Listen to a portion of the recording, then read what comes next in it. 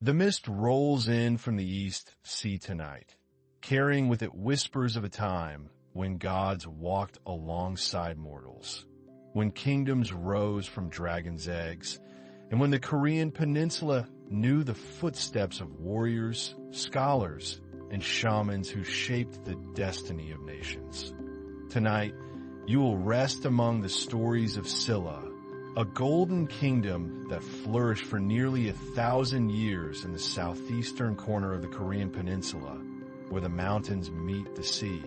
This is not a journey that requires effort from you. Simply allow yourself to drift, to float through time as gently as autumn leaves settle onto the surface of Temple Pond. As you settle into comfort, letting the weight of the day fall away from your shoulders, we journey together across centuries and oceans to a land of mountain peaks that pierce the clouds and valleys where morning fog gathers like sacred breath.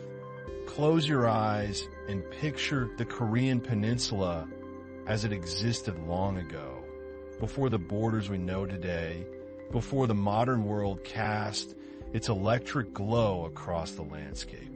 Imagine instead a land wrapped in silence and natural wonder, where 3 kingdoms divided the territory between them like siblings sharing an inheritance.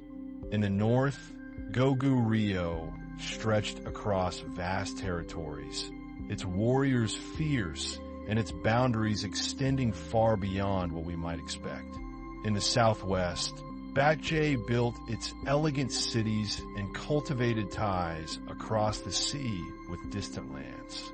But that unity lies far in the future.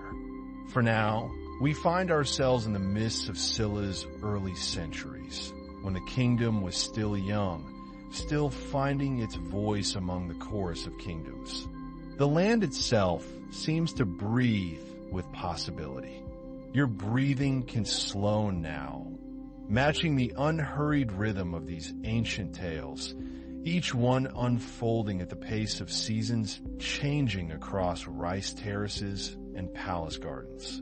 And in the southeast, in Kedong River and the coastal waters, there emerged the kingdom we visit tonight, Silla, the land that would eventually unite them all beneath a single crown. The capital city, then and for centuries to come, Gyeongju. If you could stand on one of the surrounding hillsides in those early morning hours when night has not quite released its grip on the world, you would see something magical unfold.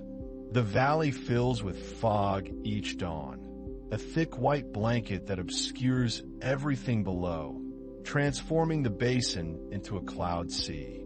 Taebaek Mountains form a protective spine along the eastern coast, their peaks perpetually crowned with snow that melts into streams, feeding the valleys below with water pure enough to see straight through to the smooth river stones beneath.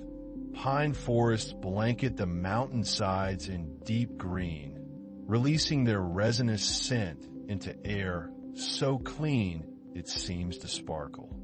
Only the very tops of the burial mounds would emerge from this mist, like islands in an ethereal ocean, and the smoke from morning cooking fires would rise in thin gray threads, the only sign that humans dwelt below in their thatched homes and wooden halls. The people of early Silla did not yet know how extraordinary their destiny would become. They were farmers and fishermen, craftspeople and shamans, living close to the rhythms of earth and sea. They planted rice in flooded paddies that reflected the sky like mirrors. They harvested persimmons and chestnuts when autumn painted the hillsides in copper and gold. Let yourself sink deeper now into comfort, feeling the support beneath you, releasing any tension still clinging to your muscles. There is nowhere you need to be, nothing you need to do. Simply rest here in this liminal space between waking and sleep, between the present moment and the distant past. The sea was never far. On clear days, You could smell the salt carried inland on the breeze, that particular scent of kelp and brine that speaks of vast waters and distant horizons. Fishermen would return to shore with their catches, hauling nets filled with silver fish that flashed in the sunlight. Yet stories were what gave meaning to existence, what connected the people to the land and to each other. And no story was more important to Silla than the tale of its founding, the miraculous birth of its first king. They built their homes with wood from the mountain forests and thatched their roofs with rice straw, bundled and tied in overlapping layers that could shed even the heaviest rain. The rhythm of waves against the rocky coast provided a constant backdrop to life, a lullaby that never ceased, a reminder that the world was larger than any single kingdom, older than any human story. The story begins, as so many stories do, with a sign from the heavens. According to the traditional chronicles, in the 1st century before the Common Era, the land that would become Silla was divided among 6 villages. These were not grand settlements, but simple communities of wooden homes surrounded by fields and forest. This is a story wrapped in myth and wonder, the kind of tale that was told on winter nights when families gathered around the fire, when the wind howled outside and the warmth inside created a circle of safety and belonging. The elders of these 6 villages gathered one day near a well, a sacred spring that bubbled up from deep within the earth, its waters cold and clear and said to possess special properties. They had come together to discuss matters of importance, the governance of their communities, the settling of disputes, the planning for harvests and festivals. Each village had its chieftain, each chieftain his own authority, and together they existed in a balance that was peaceful but lacked unity, lacked the cohesion that transforms separate families into a people with shared destiny. But as they talked, something extraordinary occurred. The sky began to brighten with an unusual light, a radiance that seemed to emanate from the south, near the forest's edge. There, Najong, they discovered the source of the radiance. According to the legend, a white horse stood among the trees, and it seemed to glow with an inner light, as though it had been woven from moonbeams and starlight rather than flesh and bone. You can picture them, these village elders in their simple hemp clothing, looking up from their deliberations, shading their eyes against this mysterious glow. Some might have felt fear, others wonder, but all were drawn toward the source of the light. They moved together through the village paths, past the thatched homes and garden plots, toward the tree line where forest met field. Where the horse had been, something remained. An egg, large and perfectly formed, its shell possessing a faint purple luminescence. The elders approached with cautious steps, their hearts beating in their chests like drums. They carried the egg carefully back to the village, cradling it as one might hold the most precious treasure. Some accounts say they brought it to the sacred well, others that they took it to a special room prepared with clean straw and ritual offerings. What all accounts agree upon is what happened next.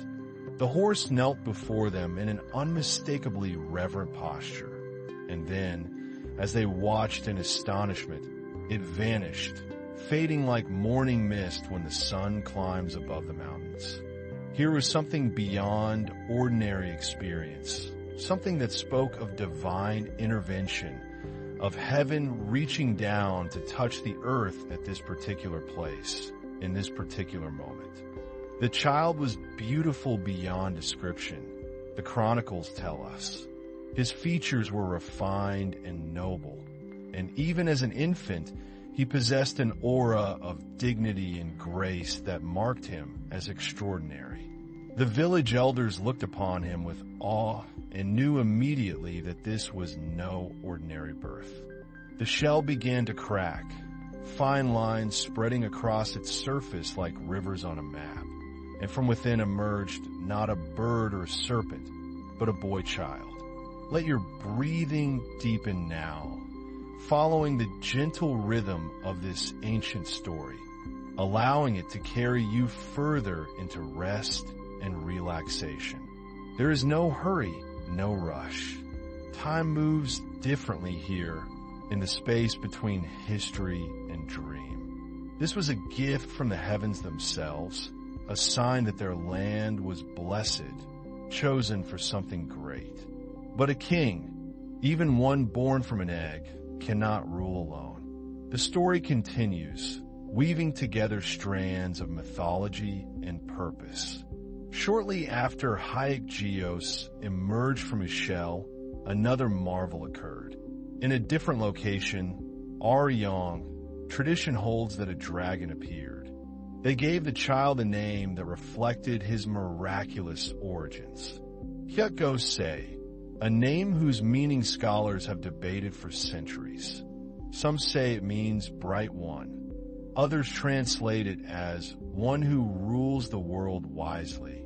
But perhaps the exact meaning matters less than the reverence with which it was spoken. He was their chosen one, their heaven-sent king. This dragon, according to the tale, emerged from the well's depths, and from its left side, a girl child was born. She too possessed extraordinary beauty and grace, and the people named her Hwarang after the well of her birth. As both children grew, it became clear that they were meant for one another. Hwarang and Hwarang were married when they came of age, uniting in a partnership that would establish the royal lineage of Silla. Together, they ascended to rule over the 6 villages, transforming them from separate communities into the foundation of a kingdom. Not the serpentine dragons of Western imagination, but the sacred dragons of the East, beings of power and wisdom, associated with water and weather, with the very forces that sustained life. Some versions of the story say she came from the dragon's ribs, others that she emerged from beneath the dragon's wing, but all agree that she, like Hwarang, was marked by destiny. Imagine now that palace, not the grand structures of later centuries, but something simpler, more intimate. Wooden pillars held up a roof of clay tiles, themselves an innovation and a luxury. The floors were heated in winter by channeling smoke from fires through stone passages beneath, ondol that would remain a feature of Korean architecture for millennia. The traditional date given is 57 BCE, and the dynasty they began would endure for nearly 1,000 years, though of course they could not have known this as they sat together in the modest palace of those early days.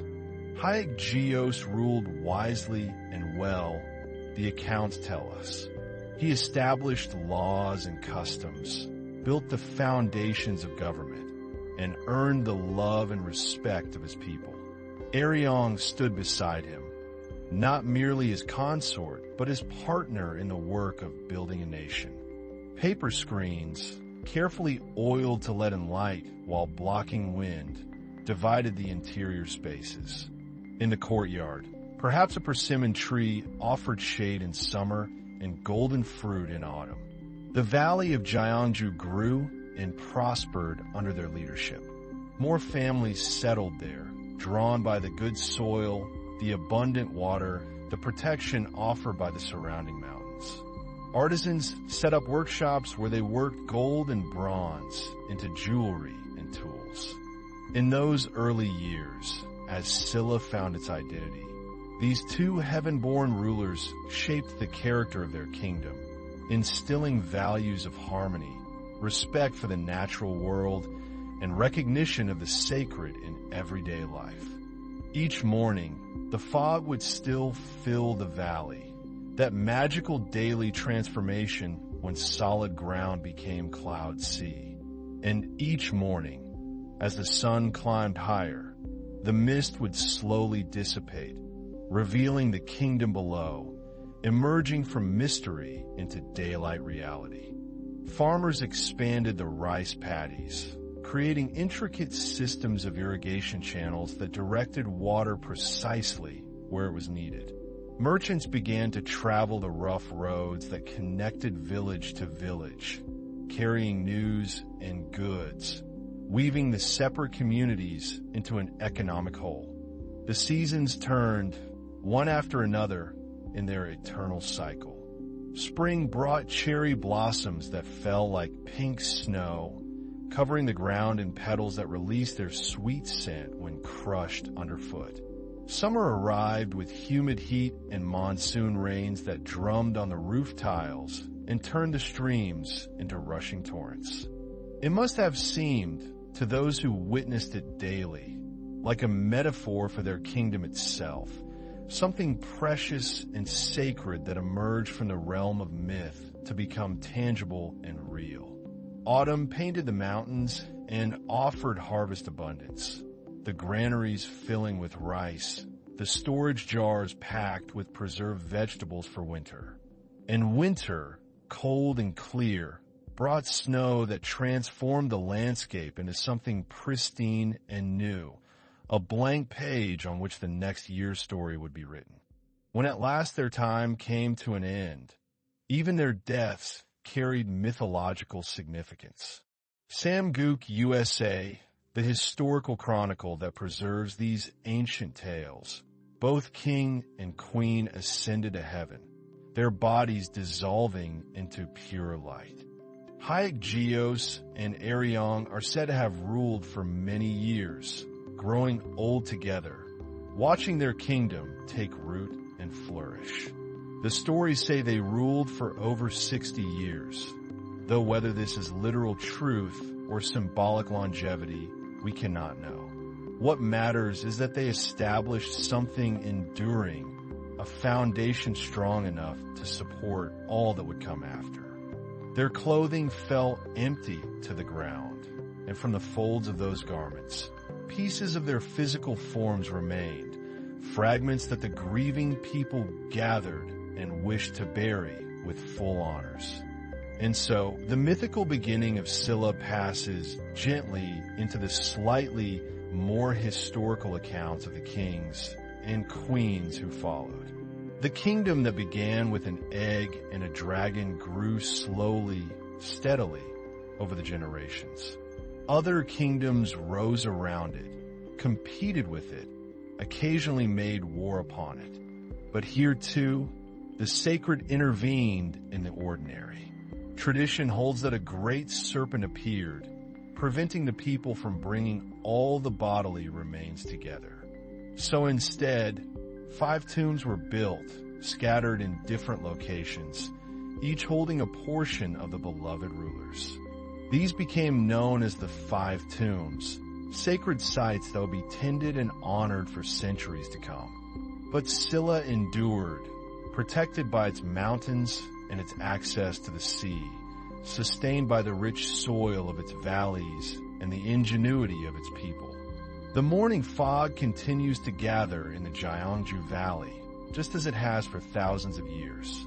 The East Sea still sends its waves against the rocky coast, the same eternal rhythm. And somewhere in the space between myth and history, between what can be proven and what is believed, the story of Silla unfolds, one gentle chapter at a time, carrying you deeper into peace, deeper into the restful darkness where dreams and ancient tales become indistinguishable, where you float weightless through corridors of time, held safe by stories older than memory, softer than silk. Your body has become heavy now, sinking deeper into rest. Your breathing has found its natural rhythm, slow and effortless. The weight of Silla's long history cradles you gently. These stories from across the centuries are creating a soft nest in which your mind can finally stop its constant motion and simply be. Endless as the turning of seasons over a land where kings were born from eggs, and kingdoms rose from morning mist. The years passed like pages turning in an ancient book, each generation adding its own chapter to Silla's unfolding story. Your breath moves slowly, effortlessly, as we drift forward through time to when the kingdom has grown beyond its mythical origins, when the descendants of those early rulers have developed something remarkable, something that would define Silla for centuries to come.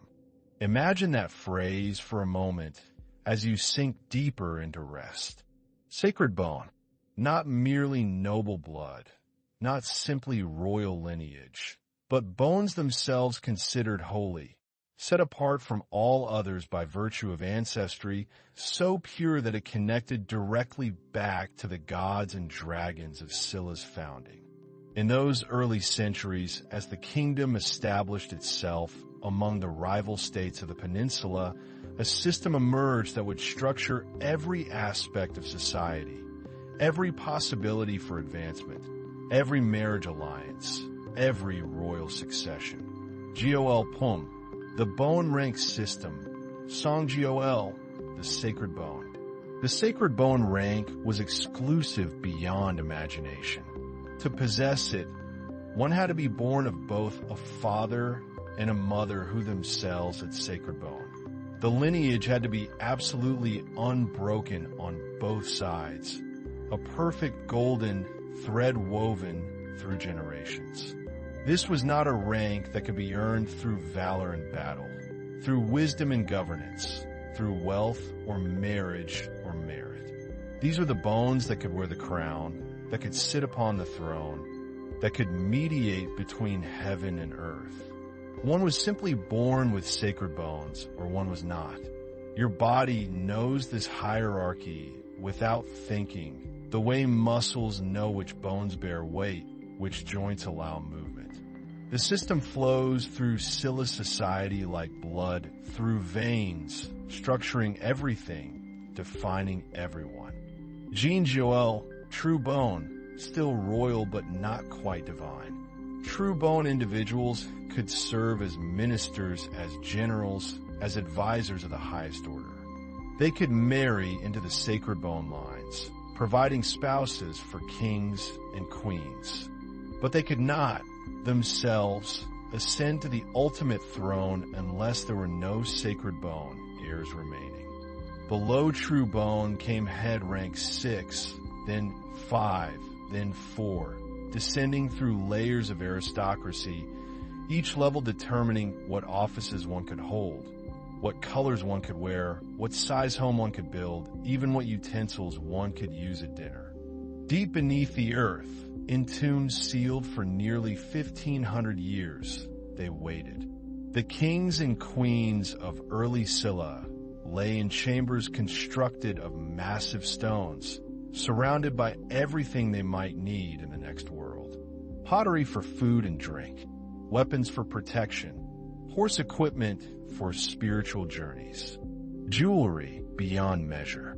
But let us return to those at the very top, those sacred bones who wore the crowns. For the crowns themselves tell a story worth lingering over as you drift deeper into rest. And on their heads, or beside them, carefully positioned, the golden crowns. When archaeologists opened these tombs in the 20th century, the gold still gleamed as bright as the day it was sealed away from sunlight. Picture that moment, though let it wash over you gently, like a dream of discovering treasure. The earth removed handful by handful, the stone chamber revealed, the first glimpse of gold catching lamplight after centuries of absolute darkness. Each crown sits on a wide golden band that would circle the head, and from this foundation rise tall vertical uprights, usually 3 main prongs at the front and 2 at the sides. These uprights are cut in shapes that resemble trees, with branches spreading outward, each branch ending in a gentle curve. The crowns are unlike anything else in the ancient world. They don't resemble the circlets of Rome or the tall headdresses of Egypt. These are constructions of pure imagination.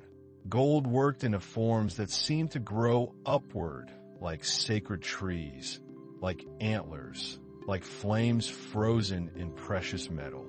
The gold itself is almost pure, soft enough that the craftsman could hammer it into sheets thin as paper, then cut these sheets with incredible delicacy into the intricate patterns.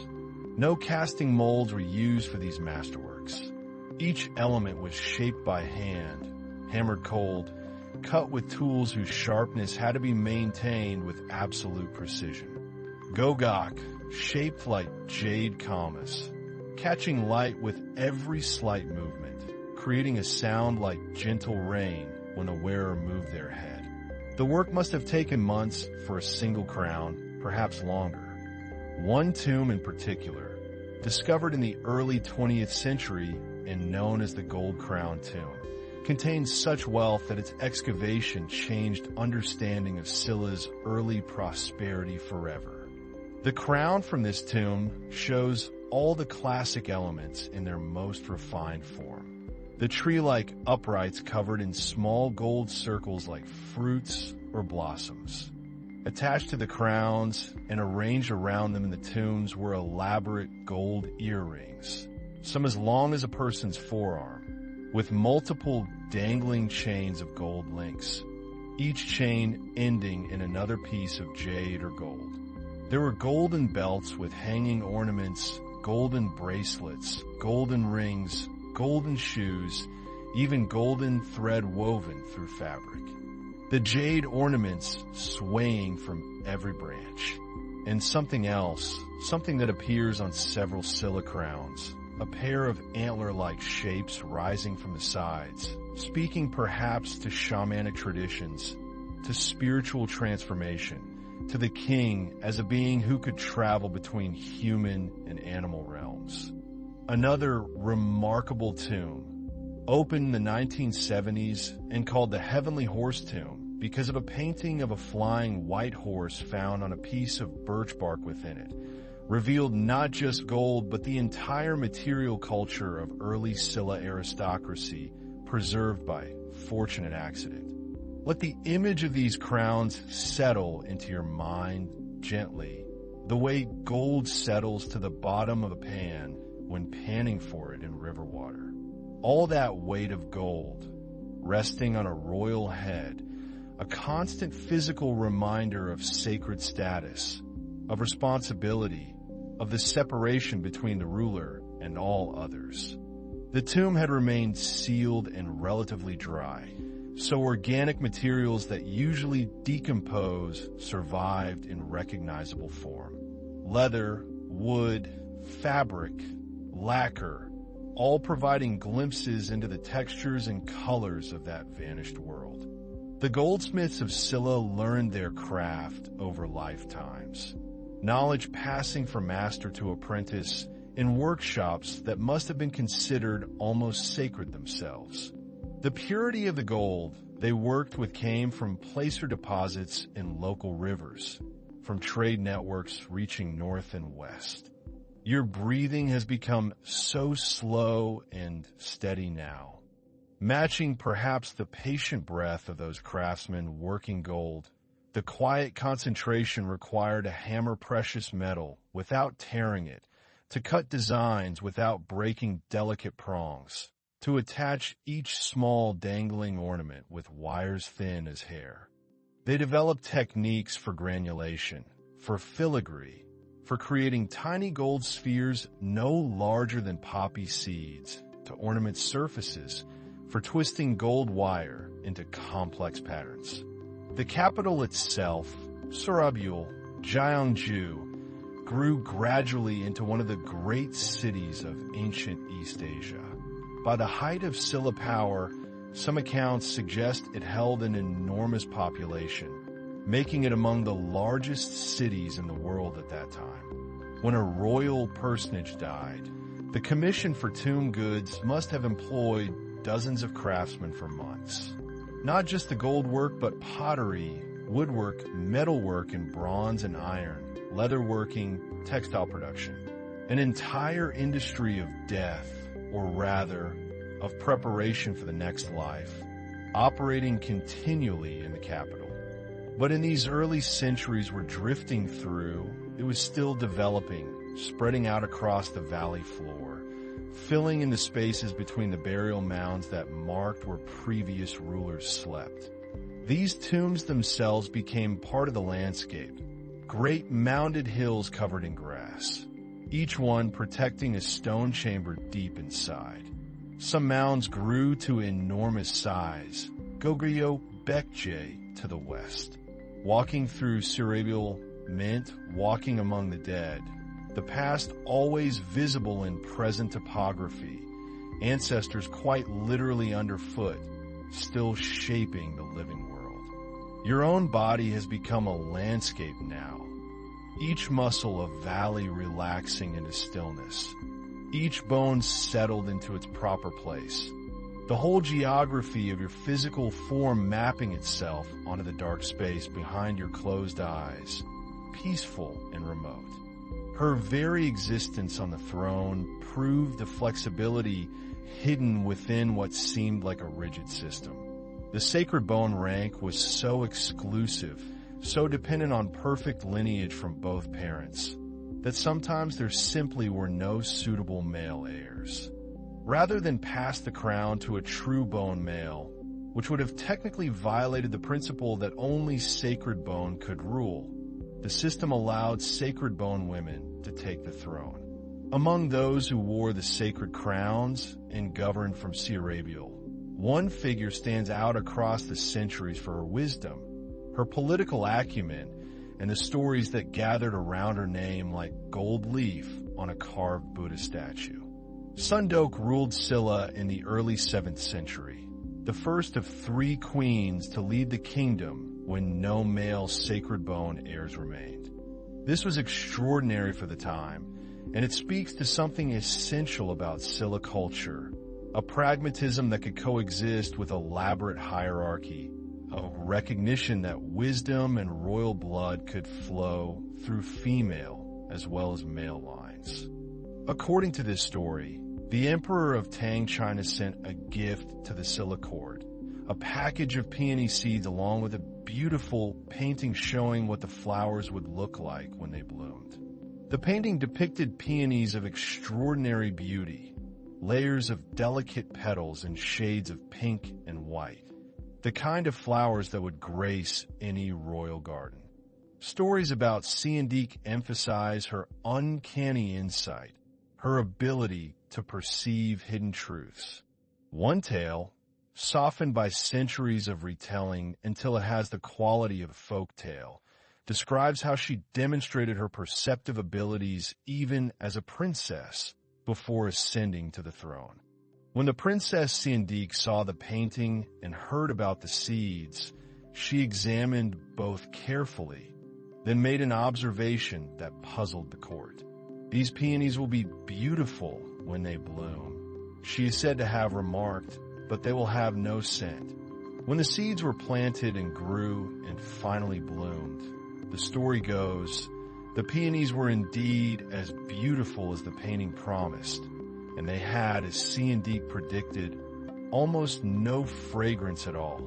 This story, whether literally true or shaped by later admiration, speaks to the qualities Silla culture valued in its rulers. How could she possibly know this? Asked the courtiers, when the seeds had not even been planted yet. She pointed to the painting. There are no butterflies or bees shown near these flowers, she explained. If they had a sweet fragrance, the artist would have included insects drawn to their scent. The absence of these details tells us these are a variety bred for appearance alone. Other stories about Siandik tell of her predicting where enemy troops would gather or foreseeing the date of her own death. Always these demonstrations of perception beyond the ordinary, a mind that could see patterns hidden to others.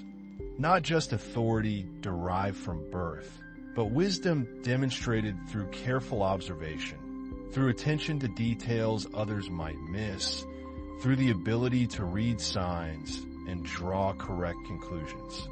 Such talents would have been attributed to her sacred bone status. Of course, to the spiritual connection with divine ancestors that such lineage supposedly conferred. But they also elevated her individually, made her specifically suitable for rule rather than merely generically eligible by birth. The structure rises in the countryside outside modern Gyeongju, a graceful stone cylinder made of carefully shaped granite blocks. It stands about 9 meters tall, narrow enough that it feels delicate despite being built of solid stone, wider at the base and narrowing slightly as it rises, then flaring out again at the top. During her reign, Silla sponsored the construction of a building that still stands today, one of the oldest astronomical observatories in East Asia, and certainly the most beautiful. Let yourself drift toward it now, the way you might drift toward a lighthouse beacon on a dark night, Kamsongdae, the Tower of Moon and Stars.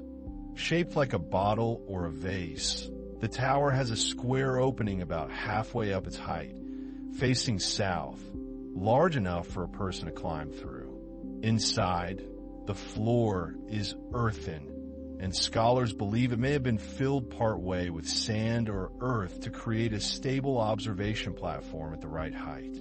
The number of stones used in the construction is believed to have astronomical and calendrical significance. Tradition holds that the base is made of 12 stones, representing the 12 months. The structure is said to use a number of stones that corresponds to the days of a lunar year. The stones are fitted together without mortar, each block cut to interlock with its neighbors, the whole held together by precision and gravity. During Silla's time, court astronomers would have climbed to this platform on clear nights, carrying their instruments, their tablets for recording what they saw. Picture the tower on a clear winter night, your mind's eye seeing it the way it might have appeared during Silla's reign, newly built, the stones still sharp-edged before centuries of weather softened its surfaces. The Milky Way spreads overhead in a luminous river, far more stars visible then than now, no light pollution dimming their collective glow. An astronomer climbs the exterior using wooden ladders or scaffolding positioned against the sides, carrying carefully wrapped instruments.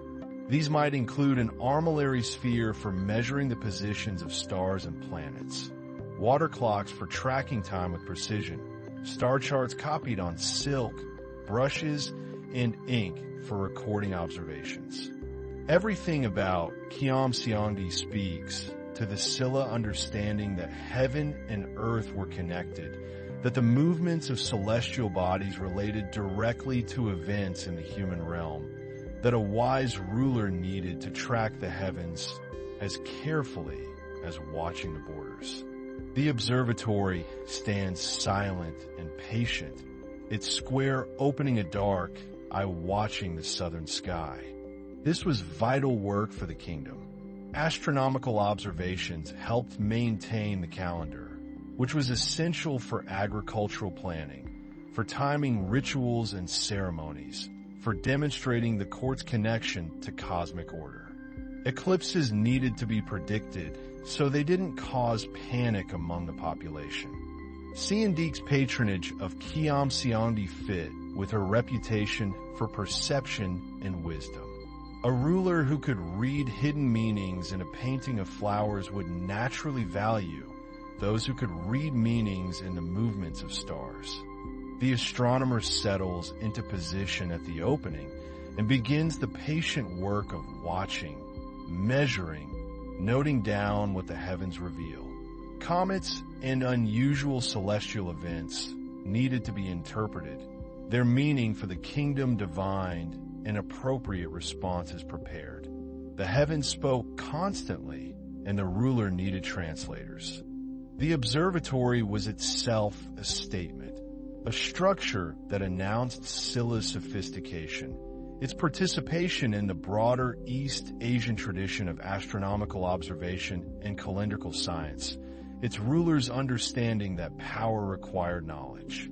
During Siandik's reign, another transformation was deepening its roots in Silla's soil, one that would eventually reshape the entire culture. Buddhism had arrived on the peninsula several centuries earlier, filtering in from China, where it had already transformed from its Indian origins into something that could speak to East Asian sensibilities.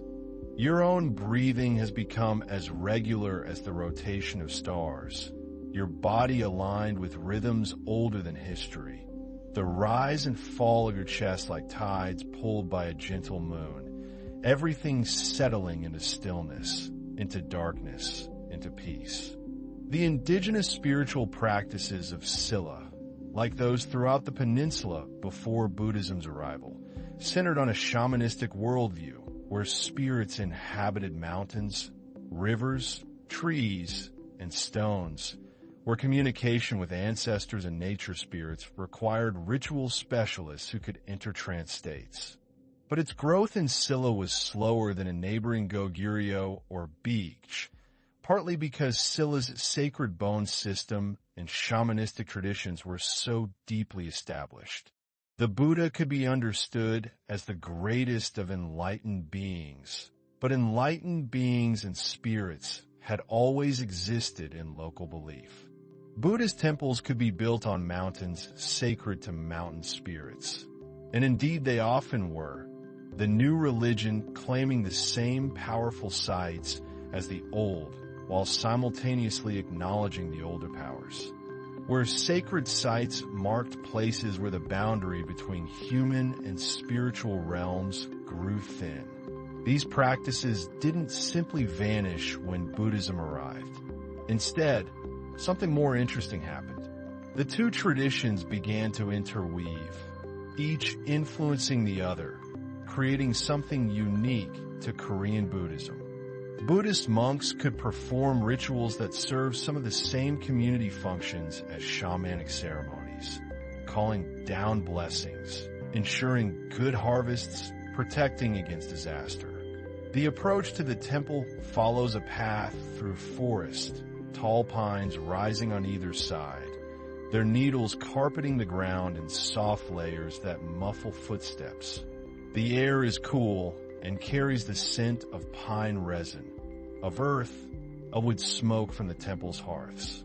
In the capital, and increasingly throughout Silla territory, Buddhist temples began to rise. These were wooden structures, built using architectural techniques adapted from Chinese models, but gradually developing Korean characteristics. Imagine one of these temples appearing in a mountain valley, the way mist gradually reveals solid forms at dawn. The temple complex reveals itself gradually. First, a gate building, painted in bright mineral colors, reds and blues and greens, with fierce guardian figures carved and painted on either side, protectors who prevent malevolent spirits from entering. Pass through this gate and there's a courtyard, perhaps with a stone pagoda rising at its center, multiple tiers of carved stone stacked in perfect balance, each tier smaller than the one below, the whole structure tapering toward the sky. The main hall faces south, elevated on a stone platform, its roof heavy with curved ceramic tiles. The roof curves sweep upward at the corners in that characteristic way that makes Asian temple architecture seem almost afloat, defying gravity, reaching upward toward heaven. Stone markers appear along the path, each one carved with Buddhist images or inscriptions, preparing the visitor's mind for the sacred space ahead. These pagodas often contained relics, fragments of bone or hair or cloth believed to have been touched by Buddhist saints or even by the Buddha himself.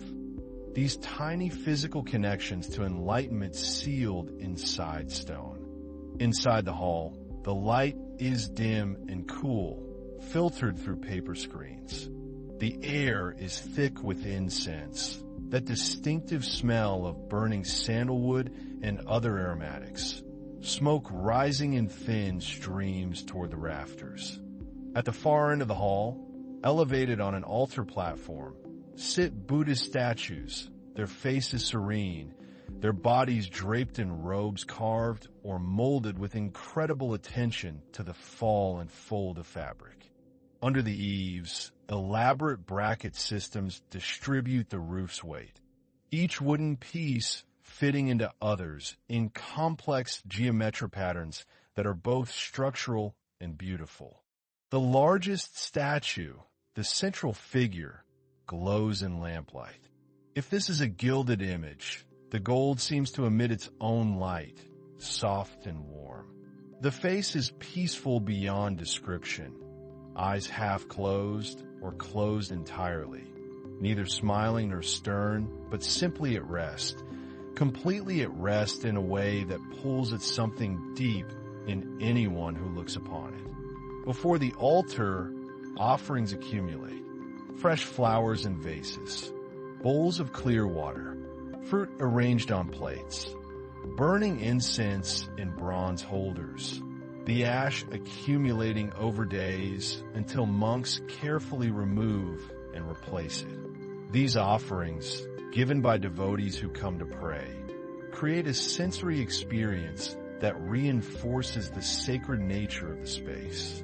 These might be bronze, or wood covered in gold leaf, or occasionally stone, each one positioned carefully, each one representing an aspect of Buddhist teaching, various Buddhas and Bodhisattvas who could be called upon for different kinds of aid. The hands are positioned in a mudra, a gesture with symbolic meaning, perhaps one hand raised in blessing, perhaps both hands together in meditation. Let the temple atmosphere settle over you now like a silk cloth laid gently across your resting form. The distant sound of a wooden bell being struck, its deep tone reverberating through wooden halls. The shuffle of cloth slippers on wooden floors as monks move through their daily routines. The rustle of paper pages being turned in sutra study rooms. In the monastery scriptorium, a separate building within the complex, monks engage in one of the most valued activities of Buddhist practice, copying sutras. Beauty, fragrance, the quiet sound of monks chanting in another part of the temple complex, all of it working together to shift consciousness, to open space for contemplation, for peace. Everything's slow, deliberate, infused with mindfulness. Picture the scriptorium on a winter afternoon. The room is heated by an underfloor system, warm air from a firebox traveling through channels under the floor, the stones radiating gentle heat. Monks sit at low desks, their postures upright but relaxed, focused but not tense. These are the sacred texts, the collected teachings attributed to the Buddha, philosophical treatises, commentaries, stories, originally composed in Sanskrit or Pali in India, translated into Chinese, and now being copied again in Chinese characters by Korean monks. The text making another migration, the Dharma spreading. The ink itself has been prepared through the slow process of grinding an ink stick against an ink stone with water. Circular motions repeated hundreds of times until the liquid reaches the right consistency, dark and lustrous. The brush, made from animal hair bound to a bamboo handle, has been wetted and brought to a perfect point. Each character must be written correctly. There can be no errors in copying sacred texts, or if errors occur, they must be marked and corrected according to established protocols. The copying is itself a meditative practice, each stroke of each character requiring full attention, the meaning of the words passing through the monk's consciousness as the hand creates their physical form. The work is slow. A single page might take an hour or more, depending on the size of the characters, the complexity of the text. A complete sutra could take days, weeks, even months for particularly long texts. But time is not the concern. Before each monk is a piece of paper, handmade from mulberry bark, its surface smooth and cream-colored, ready to receive ink. The monk dips the brush, touches it to the stone to remove excess ink, then brings it to the paper. Stroke by stroke, character by character, the text emerges. Some monks specialize in this work, becoming renowned for their calligraphy, their brushwork admired for its balance and flow. The finest sutra copies become treasures in themselves, stored in special cabinets, wrapped in silk, brought out for important ceremonies. The concern is accuracy, mindfulness, the merit accumulated through the act of reproducing the Buddhist teaching, making it available for others, ensuring its preservation for future generations. Others might be distributed to other temples, sent as gifts to support distant monasteries, creating networks of connection across the kingdom and beyond. As Buddhism grew in Silla, it inevitably became entangled with politics, with the royal house, with the sacred bone system. Temples received royal patronage, grants of land and workers to support that land, donations of wealth to support monastic communities. Your mind has become like the paper awaiting the brush, empty and receptive, calm and ready. All the busy thoughts of the day finally settling, finally growing quiet, leaving only spacious awareness, peaceful and vast. Queen Siandike herself was a patron of Buddhism, commissioning temples and supporting monastic communities. In return, temples provided legitimacy to rulers, performed ceremony for the protection of the kingdom, educated the children of aristocrats, served as centers of learning and culture.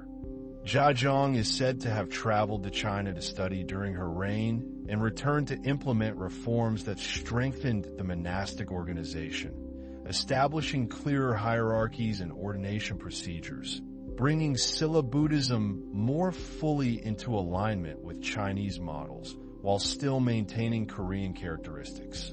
Another temple appears in the landscape of your imagination. This one larger, more elaborate than the mountain temple we visited earlier. This is a royal temple in the capital, endowed with wealth beyond measure. Its buildings numerous and splendid, its rituals attended by aristocrats and commoners alike.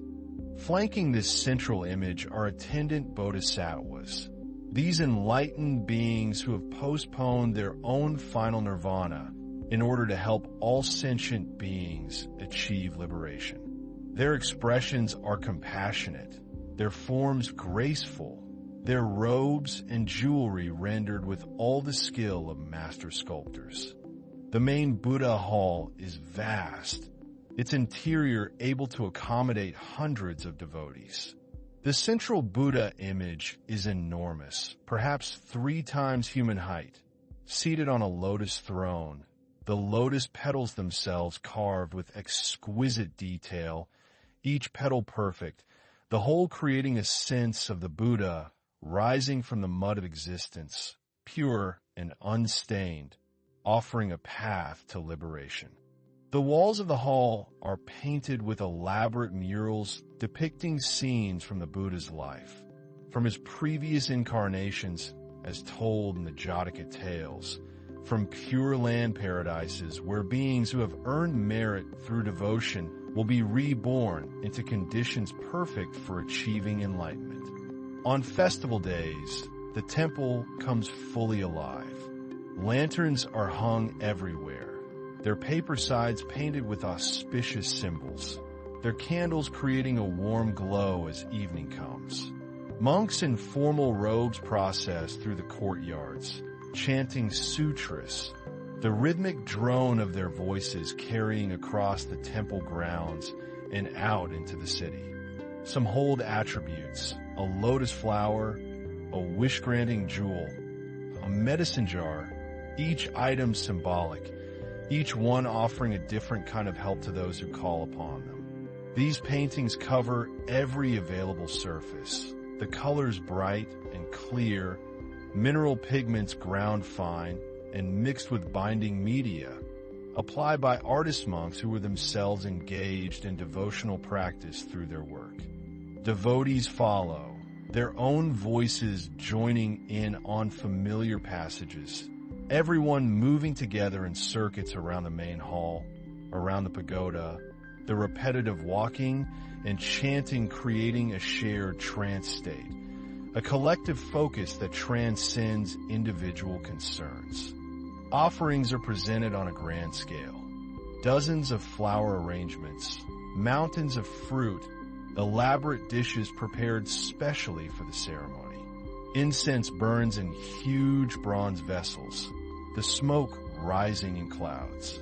Monks strike large bronze bells, wooden drums, stone chimes, creating soundscapes that mark ritual transitions, that wake gods and ancestors and spirits to the prayers being offered. But life in Silla was not all royal courts and temples, sacred bones and elaborate hierarchies. In the villages scattered across the kingdom, life continued in patterns that would have been recognizable to the ancestors of the mythical founders, patterns that would continue long after the kingdom itself finally ended.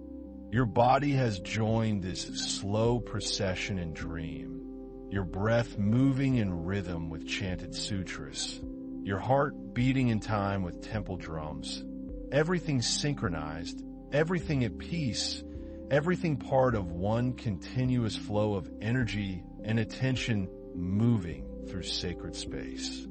The rice itself was sacred, connected to folk beliefs about agricultural spirits, protected by rituals at key points in the growing season. Shamans might perform ceremonies to ensure good harvest, appealing to field spirits, to rain spirits, to the spirits of ancestors who had once worked these same fields. Rice paddies were tended with the same careful attention that had always been required.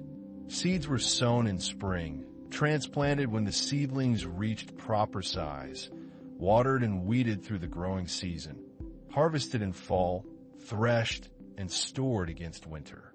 In mountain villages, other crops predominated: millet, barley, vegetables. Each region developed its own agricultural rhythm, working with local conditions, local soils and climates, and available water. These practices existed alongside Buddhism, not contradicting it exactly, but occupying a different sphere, addressing more immediate, local concerns that the cosmic teachings of Buddhism didn't directly speak to. The pottery itself deserves a moment of attention as you drift deeper into rest. Silla potters, continuing traditions that stretched back to the prehistoric period on the peninsula, created distinctive stoneware vessels, gray-bodied pots with elaborate applied decorations. Some are shaped like animals, ducks, or turtles, or mythical creatures. Trade networks connected villages to towns, towns to the capital, carrying goods in all directions: rice from the fertile southern valleys, seafood from the coast, metalwork from regions with iron deposits, pottery from areas with good clay. These pots served every function from cooking to storage, from ritual use to burial goods. The clay was local, dug from deposits near the pottery workshops, cleaned and wedged to remove air bubbles, then shaped on simple wheels or built up by hand. Others were covered in geometric patterns, combed waves, stamped designs, rows of small clay pellets attached to the surface. Still others had openwork cut into their walls, creating complex patterns of solid clay and empty space. Some of the most remarkable Silla pottery takes the form of vessels on tall stands. The bowl or jar portion sitting atop an openwork pedestal pierced with geometric cutouts. These stands allowed air to circulate, useful for storing grain or other goods that needed to stay dry. Firing happened in kilns, underground chambers where wood fires could be controlled to reach temperatures high enough to vitrify the clay, making it hard and water-resistant, giving it that characteristic stoneware ring when tapped. Let your mind wander through a potter's workshop, the way you might wander through memories of a place visited long ago. The details soft and vague, but the feeling of the place still clear. The smell of wet clay, earthy and mineral. The feel of it on your hands, cool and slightly grainy, responsive to pressure. The workshop is dim inside, lit by the open doorway and perhaps a small window. Shelves line the walls, holding vessels in various stages of completion, leather hard pots waiting for applied decoration, bone-dry pieces ready for firing, finished work waiting to be delivered to customers. In one corner, a kiln, currently cold, its opening sealed with clay and stones from the last firing. But their elaborate decoration suggests they also had ritual or ceremonial purposes, that their beauty was part of their function, that even everyday objects could be opportunities for artistry. The rhythmic sound of a wheel turning, hands shaping clay, water used to keep surfaces smooth, the form rising from a lump to a vessel under skilled fingers. When it's time to fire again, the potter will spend days loading the kiln carefully, stacking pots so heat can circulate around them, leaving space but maximizing the number of pieces that can be fired at once. Your consciousness has become like clay on a wheel now, spinning slowly, being shaped by these stories into some new form, the boundaries between yourself and the tale growing uncertain, your awareness spreading out to encompass Silla valleys and Silla temples, Silla workshops and Silla tombs. The firing itself will take a full day or more, feeding wood into the firebox constantly, monitoring the color of flames and smoke to judge temperature, knowing from experience when to stop, when to let the fire die and the kiln cool, when it's finally safe to unseal the chamber and discover which pieces survive the transformation from clay to stone. The whole landscape of that vanished kingdom opening inside your dreaming mind like a lotus flower opening to sun. Hwarang lived in the 7th century, during and after Queen Siandik's reign, a time when Silla was expanding its power, eventually unifying much of the peninsula under its rule. But Hwarang's concerns were not primarily political. As Buddhism continued to develop its Korean form, certain figures emerged whose influence would echo through centuries. Wonhyo, a monk whose life and teachings exemplified the blending of scholarly rigor with practical compassion, of sophisticated philosophy with accessibility to common people. The most famous story about Wonhyo involves a journey he planned to China to study Buddhist texts at their source. Tradition tells that he set out with a companion monk, traveling on foot, seeking a ship that would carry them across the sea. One night, they found shelter in what seemed to be a small earthen shelter, perhaps a dugout or simple hut. He was interested in Buddhist teachings and understanding them deeply, in finding ways to reconcile apparent contradictions between different schools of Buddhist thought, and most importantly, in making those teachings available to everyone, not just educated monks and aristocrats. Exhausted from travel, they fell asleep immediately. In the night, Wonhyo woke desperately thirsty. Fumbling in the darkness, his hand found a gourd or bowl, and he drank deeply. The water was cool and refreshing, and he drank his fill before falling back asleep, satisfied. The story tells that Wonhyo was struck with revulsion. Of course, the physical response immediate and powerful. But in that moment of revulsion, of understanding how thoroughly his mind had constructed pleasant where reality was horror, he is said to have achieved insight. Everything is created by mind, he understood. The water was the same substance whether he thought it pure or foul. Morning came. Light revealed their shelter not as a simple hut, but as an ancient tomb. And the vessel Hwarang had drunk from the night was a human skull, the water in it from recent rain mixed with whatever else had accumulated in that grim bowl. His experience of it was entirely dependent on his mental interpretation. Why then travel to China to study Buddhist texts when the truth could be found right here, in immediate experience, in understanding the nature of mind itself? According to tradition, he turned back from a journey to China and spent the rest of his life in Silla, teaching, writing commentaries on sutras, and perhaps most remarkably, wandering among common people, teaching Buddhist concepts in simple forms, even composing songs with Dharma teachings that peasants and merchants could understand and remember. Hwarang's writings became foundational for Korean Buddhism, his commentaries studied by monks throughout the following centuries. This story, like many stories of great teachers, may be more parable than history, shaped by later tradition to convey essential truths about Hwarang's realization and teaching style.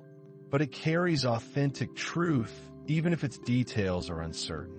Let it settle into your mind the way water settles into soil, becoming part of the ground itself, inseparable from it. He worked to harmonize different schools of thought, to show how apparently contradictory teachings could be understood as different approaches to the same underlying truth, different medicines for different ailments, all ultimately pointing toward liberation from suffering.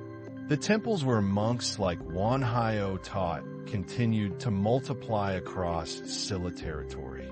Some remained small, just a few buildings tucked in mountain folds, home to small communities of monks devoted to intensive meditation practice.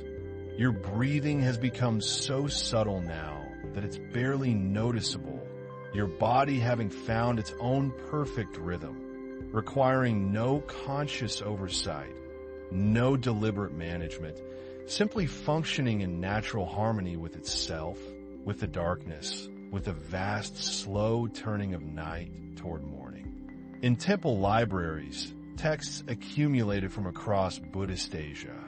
Chinese translations of Indian sutras, Chinese commentaries on those translations, Korean commentaries on the Chinese commentaries, layers of interpretation stacked like geological strata. Others grew into major institutions, temple complexes sprawling across entire mountainsides, with dozens of buildings, hundreds of monks, extensive landholdings worked by attached peasant communities, libraries full of sutras and commentaries, workshops producing devotional art, schools where both monastic and secular students came to study. These texts were precious beyond measure, copied laboriously by hand, stored carefully in special cases, treated with reverence as objects containing the Buddhist teaching. Imagine one such library, housed in a dedicated building within a large temple complex. The building is designed for the preservation of texts, raised off the ground on stone pilings to prevent moisture from entering. Its walls thick to moderate temperature swings, windows few and small to keep out direct sunlight that might fade ink and damage paper. Inside, the atmosphere is cool and slightly musty, the smell of old paper and wood and the oil used to preserve shells against insects. Tall wooden cases line the walls, their surfaces dark with age, their doors closed to protect contents from dust and light. Each case is labeled with elegant calligraphy indicating what text it contains. The scroll is still intact despite its age, the paper discolored but sound, the ink still clear. The monk unrolls it carefully, places weights at the corners to keep it flat, and begins to read. A monk scholar enters to consult a particular sutra. He carries a small cushion, knowing he may be here for hours. He approaches the appropriate case, opens its doors carefully, and removes a wrapped bundle. The sutra is enclosed in silk, tied with ribbons. He carries it to a reading table, unties the ribbons with careful fingers, unfolds the silk, and reveals the text itself. The afternoon light shifts. Dust motes drift through a beam of sun, entering through a high window. The temple bell sounds in the distance, marking another segment of the day's divisions. His lips move slightly, forming the characters, the ancient Chinese words passing through his mind in Korean pronunciation, their meaning unfolding like the scroll itself, layer after layer of significance available depending on how deeply one reads, how much context one brings, how open one's awareness has become through practice. Your mind has become that library, vast and quiet and full of ancient knowledge that requires no effort to access, simply being there, available as you rest in the spacious awareness that sleep brings, where all stories exist simultaneously, where past and present dissolve into one eternal now. Queen Siandik ruled for 15 years, dying in 647 and passing the throne to another sacred bone woman, her cousin who became Queen Jindiak. Her reign had been marked by stability, by cultural advancement, by careful navigation of the complex politics between Silla and its neighbors. The monk continues reading, lost in contemplation of emptiness, of dependent origination, of the nature of phenomena, all the vast philosophical architecture that Buddhism constructed to point toward what cannot ultimately be captured in concepts. Where golden crowns and sutras and pottery and stone towers all coexist in the peaceful darkness behind your closed eyes. Tradition says that tomb was placed where she requested, on a particular part of Mount Nangsan near the capital. Later Buddhist tradition claimed that she had known it was an auspicious site because it would become the location of an important monastery.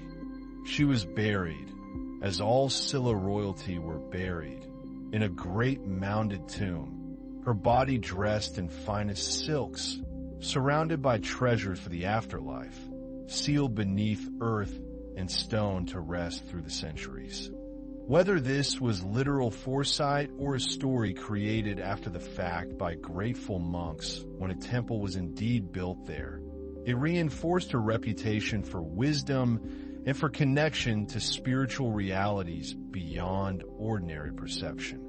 The gold crowns rested in their tombs, waiting in darkness for the moment when they would be revealed again, when their gold would catch light after nearly 15 centuries of sealed silence. Kiamseongdi continued to stand in the valley, astronomers continuing their patient observations, the stone tower weathering through seasons, through years, through dynasties, standing even now, silent and enigmatic, a message from the past whose meaning has become inseparable from its simple presence, its endurance, its strange beauty. But that revelation lay far in the future. For now, in the time we're drifting through, the crowns rest on royal heads or in royal tombs. The sacred bone system continues to structure society. Buddhism and shamanism continue their complex dance of mutual influence. Temples rise in mountain valleys. Sutras are copied in quiet scriptoriums. Pottery is shaped and fired. Rice is planted and harvested. When that moment came, in the 20th century, they would stun the world. These impossible treasures from a kingdom that most people outside Korea had never heard of, evidence of sophistication and wealth that contradicted assumptions about the periphery of Asian civilization. Your body has become indistinguishable from the Silla earth now. Your bones, the sacred bones of ancient rulers. Your breath, the wind moving through pine valleys. Your heartbeat, the distant temple, drum marking time through the night. Everything has merged. Everything has become one continuous story, one continuous rest, one deep and dreamless peace that will carry you through the remaining hours of darkness until morning comes softly, gently, bringing you back to yourself, refreshed and renewed, having rested among kings and queens, monks and craftsmen, astronomers and poets. The unified kingdom that tradition says King Munmu dreamed of did not come easily, did not arrive like a sunrise breaking suddenly over the mountains, but slowly through decades of planning and patience, alliance and strategy, sacrifice and compromise. Let yourself drift back to the 7th century now, to a time when 3 kingdoms still divided the peninsula, when Silla in the southeast, Beach in the southwest, and Goguryeo in the north had existed as separate realms for so long that most people alive could not imagine any other arrangement, could not conceive a unified land. And the kingdom continues its slow, patient growth generation by generation, the story unfolding like a lotus, like a scroll, like the turning of seasons. All the vanished people of Silla who live now only in stories, in ruins, in gold crowns preserved in museums. And in this moment, in your dreaming mind, as real as memory, as distant as stars, as close as breath. King Munmu came to the throne in 661, inheriting not just a kingdom, but a vision that his predecessors had begun to cultivate, a dream that had slowly taken shape through years of careful diplomacy. His father, King Muyal, had forged an alliance with Tang China, that vast empire to the west whose power and sophistication made even the 3 kingdoms seem small and provincial by comparison. Feel yourself settling into this period, your consciousness drifting through the last years before unification, when everything balanced on the edge of change. The air smells of anticipation, of incense burning in temples where monks pray for peace or victory, depending on which kingdom claims their loyalty, of rain on spring barley, of smoke from cooking fires in villages that do not yet know their world is about to transform. A single kingdom stretching from the southern coast to the northern mountains.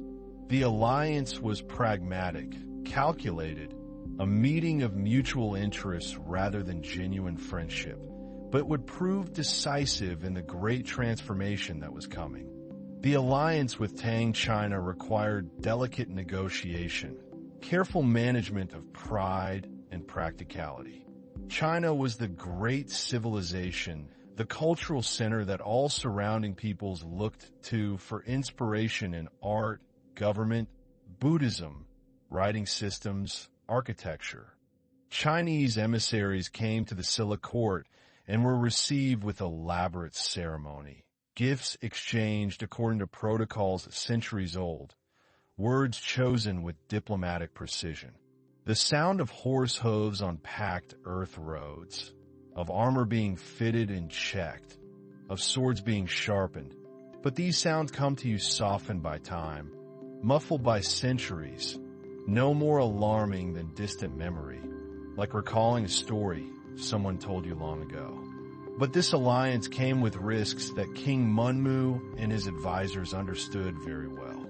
Invite a dragon to help you fight your battles, and you may find the dragon unwilling to leave when the fighting is done. Tang China had imperial ambitions, dreams of controlling the entire peninsula, turning it into a Chinese province rather than allowing it to remain an independent kingdom. Silla needed Tang's military support to challenge the other kingdoms, particularly Goguryeo in the north, the oldest and largest of the 3, whose territory stretched deep into Manchuria and whose military strength had repeatedly repelled even Chinese armies. Let yourself drift through these political complexities without tension, observing them from a great distance, the way you might watch clouds forming and reforming in a summer sky. Their shapes interesting but not urgent, their movements part of a natural pattern.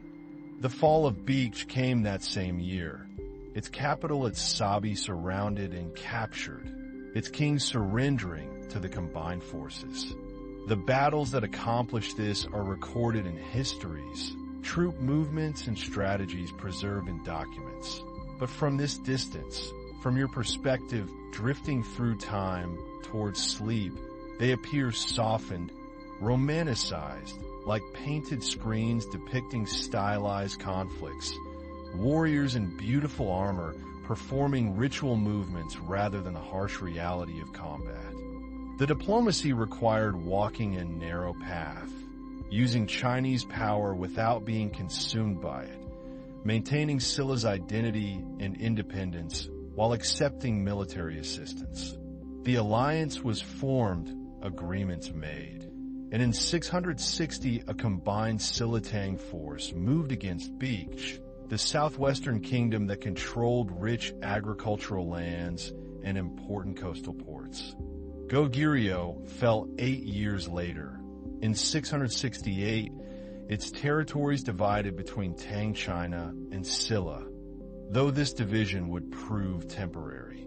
The older, larger kingdom had finally been overwhelmed by the combined pressure of enemies to the south and west. This is merciful, this softening, this distance, allowing you to witness history without trauma, understanding outcomes without experiencing violence, seeing the shape of events without their sharp edges. But the unification was not complete with Goguryeo fall. Tang China, having helped Silla destroy its rivals, now expected to claim much of the peninsula for itself, establishing its own administrative systems, appointing Chinese governors, treating the former three kingdoms as newly conquered Chinese territory. This was the moment when King Munmu's vision faced its greatest test. Its ancient fortresses, which had withstood centuries of conflicts, its mountain citadels where kings had ruled over vast territories, fell silent, were incorporated into new administrative structures, began the slow process of becoming history rather than present reality. The conflicts that followed, Silla resisting its former ally, lasted several years and were among the most dangerous Silla would ever face. Chinese armies were vast, experienced, equipped with sophisticated weapons and strategies developed through centuries of warfare. Having used Chinese power to achieve unification, could Silla now assert its independence? Could it transform from ally to resistant kingdom without being crushed by the vast Tang military machine? By 676, Tang China had withdrawn most of its forces, acknowledging Silla's control over the peninsula south of the Taidong River, the unification that Munmu had worked toward.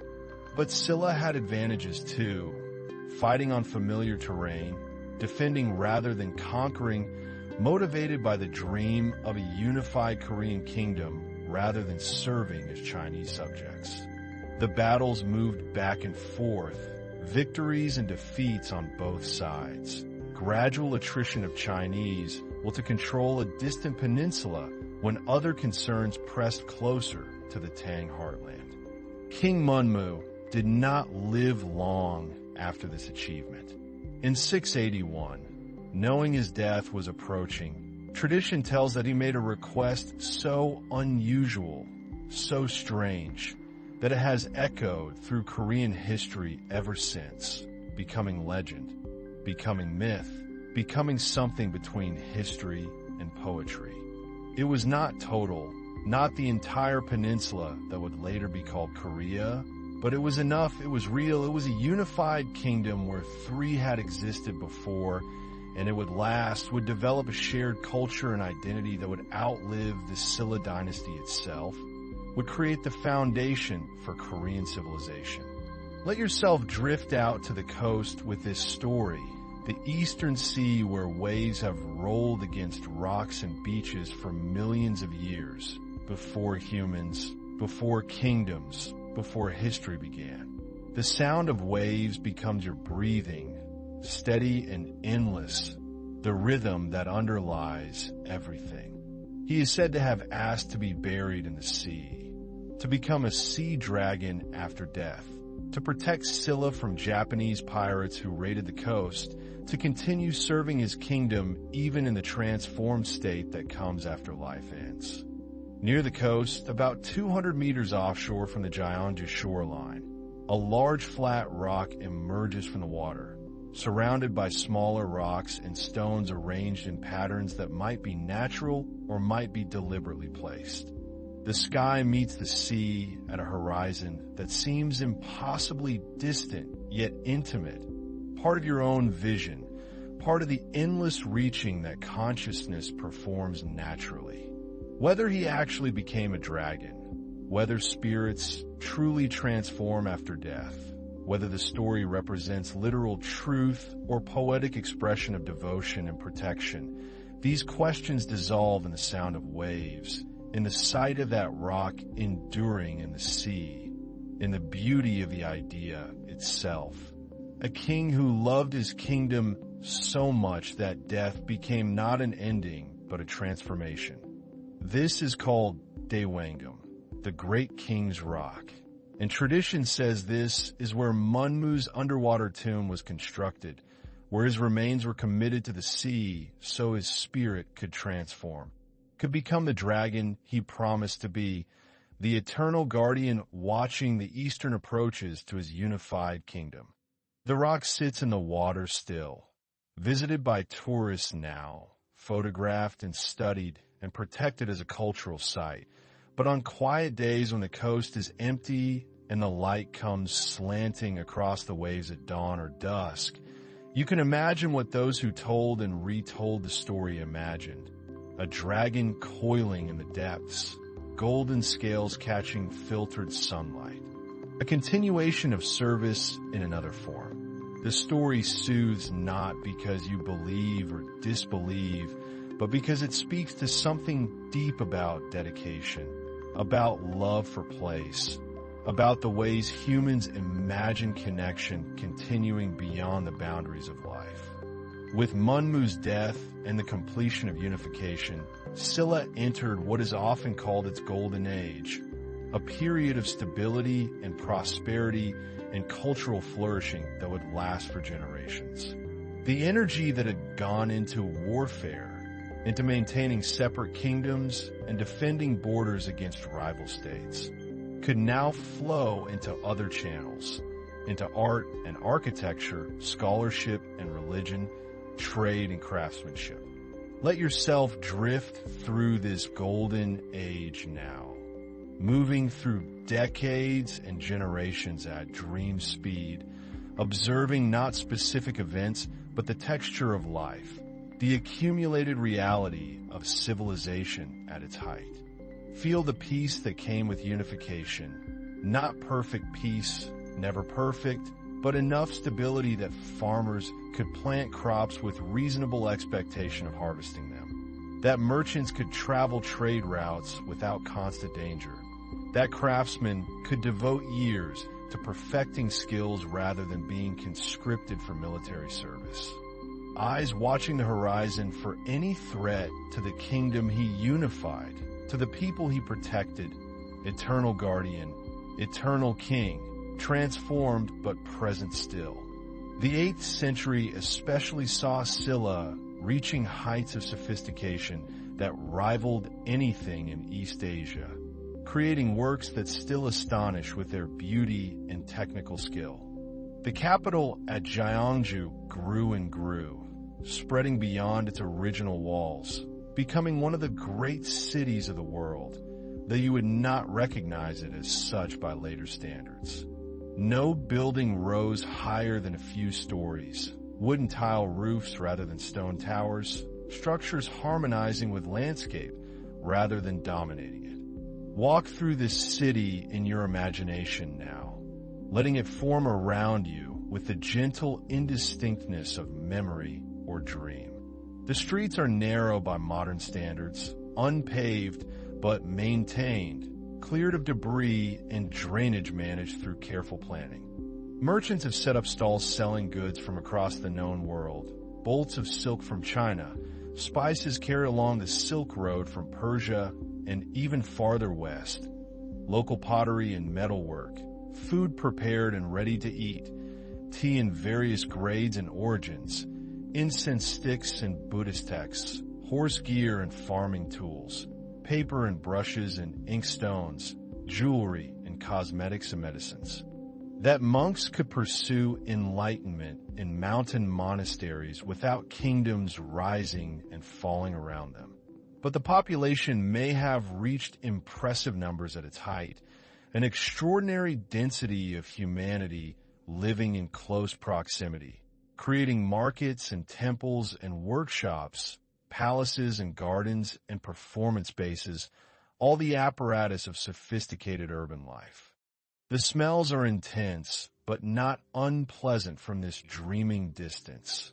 Garlic and sesame oil, fermented soybeans in earthenware pots, fish drying on racks, with smoke from cooking fires, horse manure being swept into gutters, the sharp, clean scent of freshly cut wood from a carpenter's workshop, incense drifting from a nearby temple, the indefinable smell of many humans living in proximity.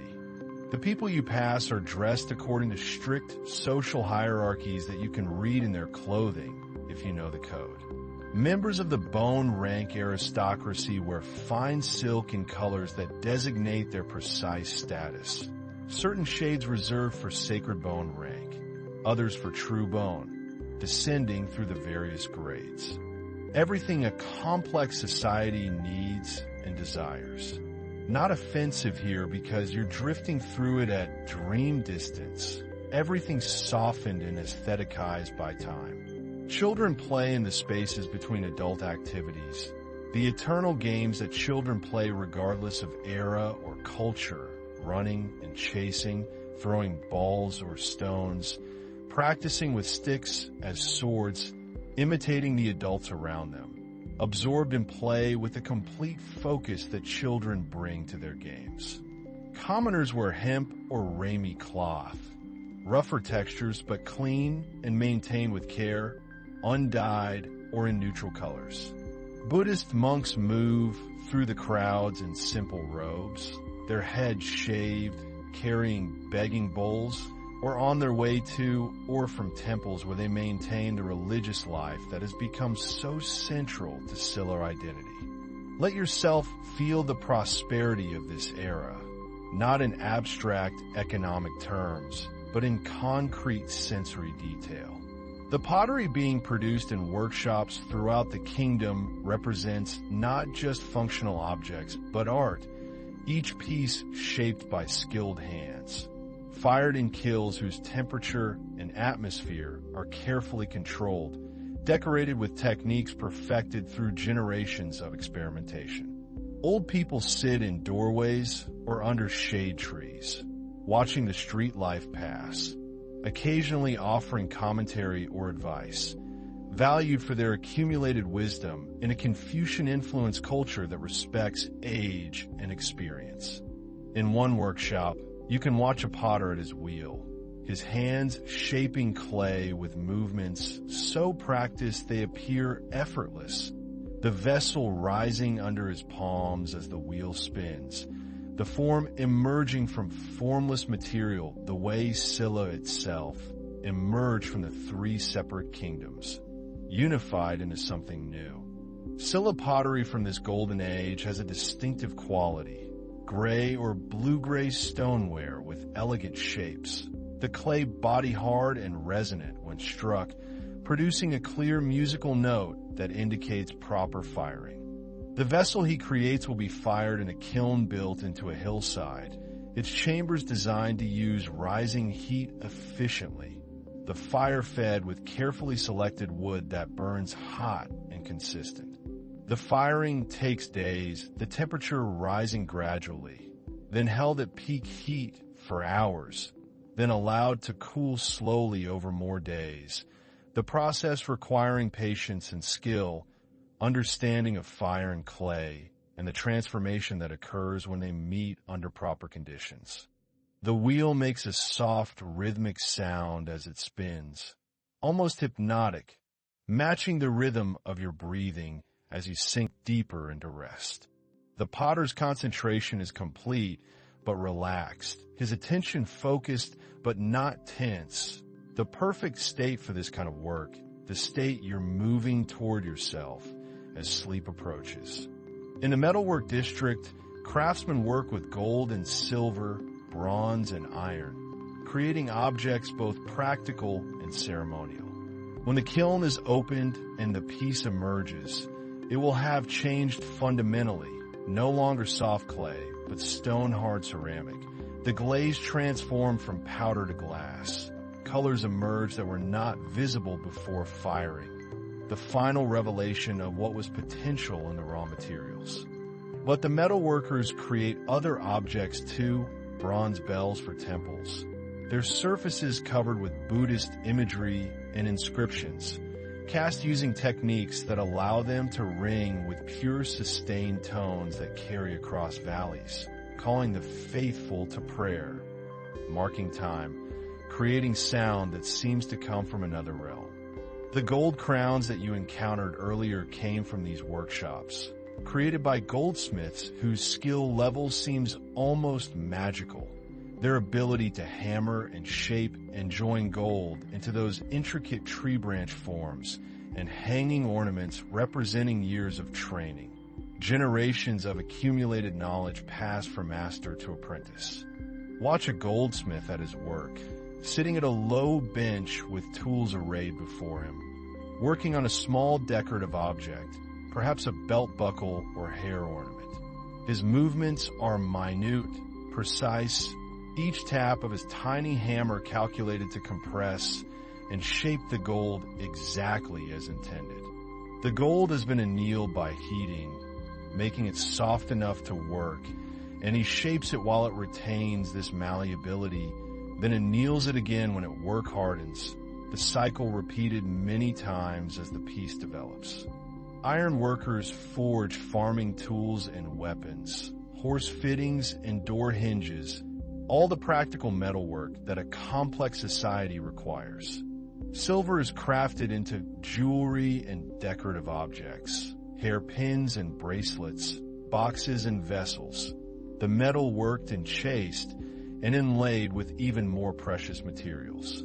The Silk Road, that network of trade routes connecting East Asia with Central Asia, the Middle East, and ultimately Europe, brought distant influences to Silla during this golden age. Merchants and monks, diplomats and adventurers traveled these routes, carrying not just goods but ideas, artistic styles, religious texts, technologies, stories. The concentration required is intense, but his face shows calm, the artist absorbed in creation, time ceasing to have its normal quality, the present moment expanding to fill all awareness. You can see this synthesis in Buddhist art from the period, where Chinese sculptural styles blend with Indian iconography transmitted through Central Asia, where purely Korean elements emerge in the treatment of details, in choices about proportion and expression, in the way borrowed forms become naturalized, become Korean through subtle transformations. Silla, though geographically peripheral at the eastern edge of the Asian landmass, participated in this vast exchange network, absorbing influences and adapting them to local conditions, creating a distinctive synthesis of Korean, Chinese, Central Asian, and even Persian and Indian elements. The famous Sukagurum Grotto, constructed during Silla's Golden Age, demonstrates this cultural synthesis and the technical brilliance that Silla craftsmen achieved. Let yourself drift now to the mountains above Gyeongju, to the location where this artificial cave temple was built, carved and constructed into the mountainside with a sophistication that still impresses modern engineers. A Buddha statue from Silla's golden age might show Indian influences in the draping of robes, Chinese influences in facial features and posture, influences from Western lands in decorative details. But the whole has a distinctive quality that is purely Silla, that could not have been created anywhere else by any other culture. The grotto consists of a rectangular antechamber and a circular main chamber connected by a corridor, all originally covered with earth, so it appeared as a natural cave, though every element was carefully constructed, every stone precisely cut and placed.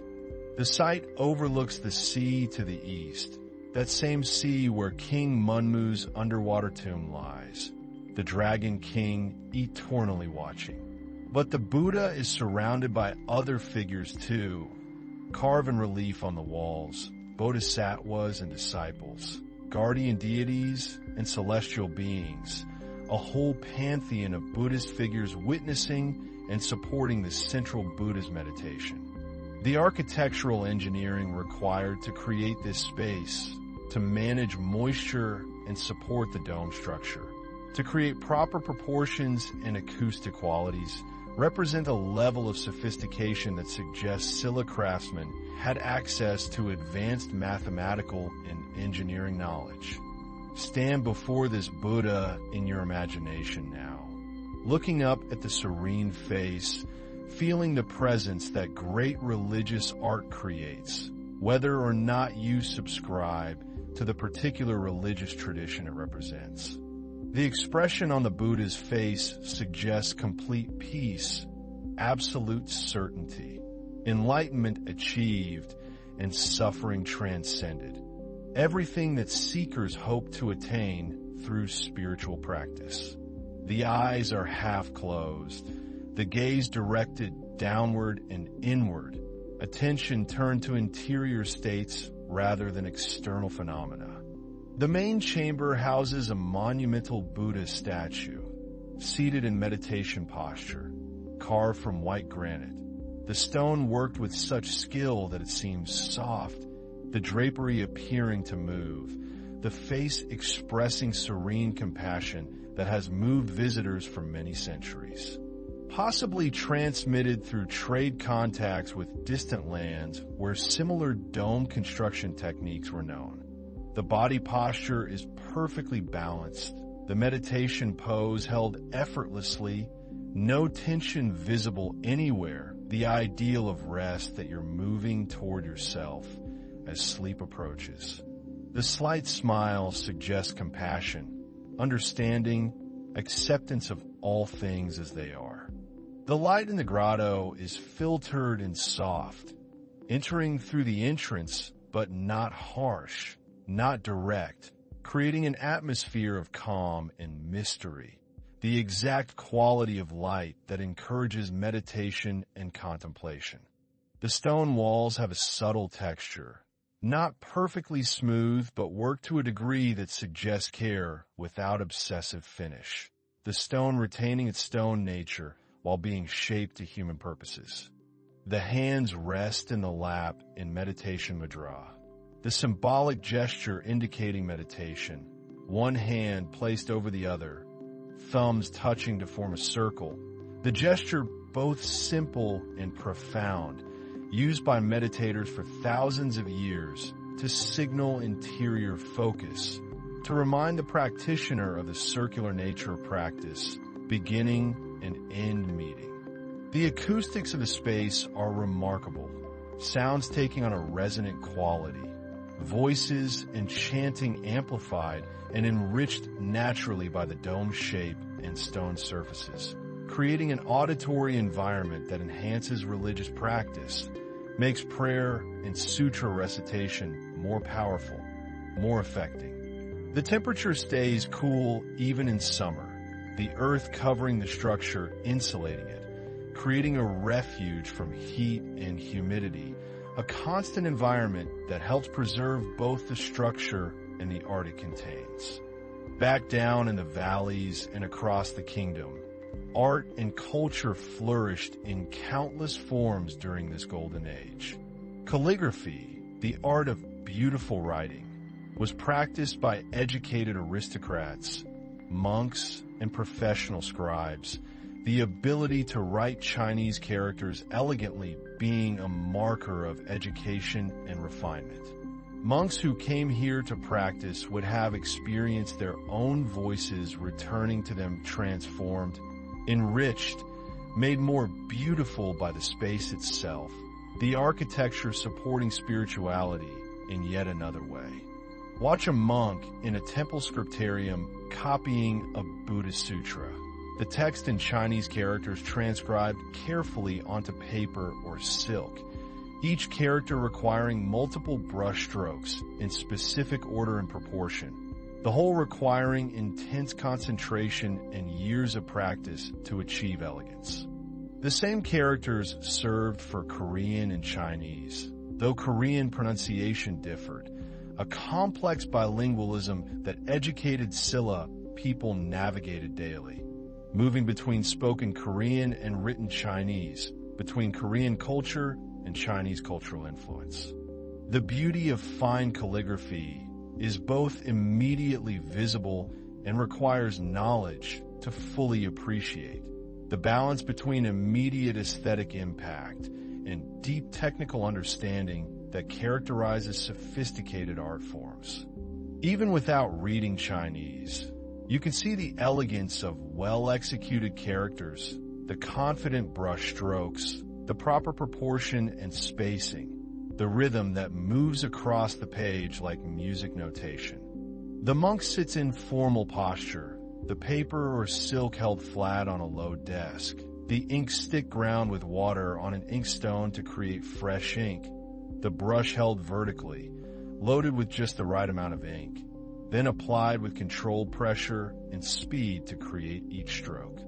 The paper itself represents sophisticated technology, made from mulberry bark or other plant fibers, processed and beaten and formed into sheets that accept ink beautifully, that age well and last centuries if properly cared for.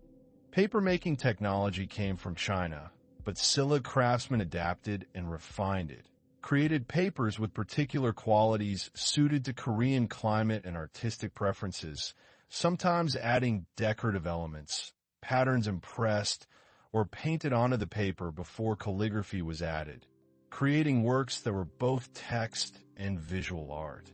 Silk weaving was another art that reached high refinement during Silla's golden age. Silk itself came from China, though Silla established its own sericulture, raising silkworms and reeling silk thread, but the most luxurious silk was still imported through trade, especially the finest grades reserved for royal and aristocratic use. With knowledge of Chinese and calligraphic standards, you would see much more the individual style of this particular calligrapher, the variations within strict forms that allow personality to emerge, the difficulty of certain characters well executed, the overall composition balanced across the page. Calligraphy and decoration combining into unified aesthetic experiences.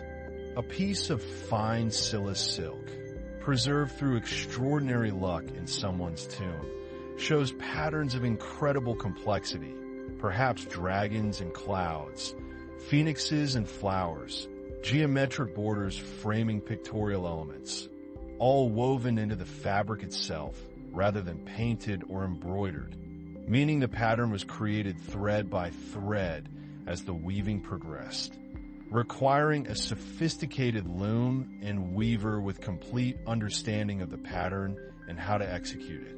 Silk could be woven in countless patterns, dyed in many colors using natural dyes extracted from plants, minerals, and insects, embroidered with silk or metallic threads to create even more elaborate decoration.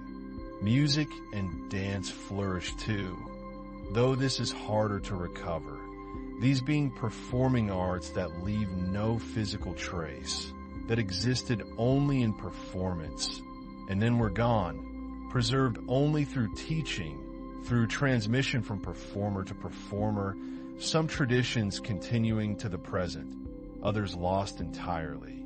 The colors have faded over centuries, but traces remain, suggesting the original brilliance, vermilion and emerald, deep blue and gold, colors that would have glowed in lamplight or sunlight, adorning the noble who wore this garment, displaying wealth and status through beauty and craftsmanship.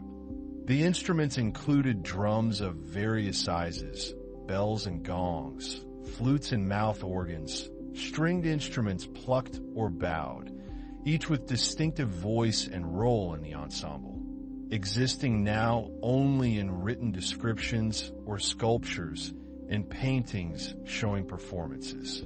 Court music included both indigenous Korean traditions and forms imported from China and Central Asia, different styles for different occasions and purposes, ritual music for state ceremonies, entertainment music for banquets, military music to coordinate troops and intimidate enemies. Dance accompanied music, both court dances performed by trained professionals and folk dances performed at festivals and celebrations by common people. Court dances were formal and controlled, movements prescribed and rehearsed, costumes elaborate and symbolic, every gesture carrying meaning, the dances telling stories or honoring deities or celebrating seasons. The music was based on pentatonic scales, 5-note scales that create a sound quite different from the 7-note scales of Western music, melodies that to Korean ears sounded complete and natural, expressing emotions and telling stories through sequences of tones and rhythms that carried meaning beyond words.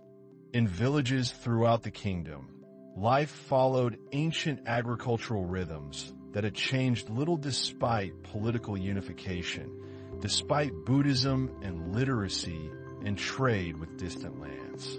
Rice farming in particular shaped the yearly cycle, planting in spring when rains came, transplanting seedlings into flooded paddies, maintaining water levels through summer, harvesting in fall, preparing fields for winter. Folk dances were freer, more spontaneous, emerging from agricultural rhythms and shamanistic practices, communal activities that bound people together through shared movement and celebration. Watch a village going about this work, your consciousness drifting above like a crane, seeing the patterns that individuals involved in daily labor might not perceive.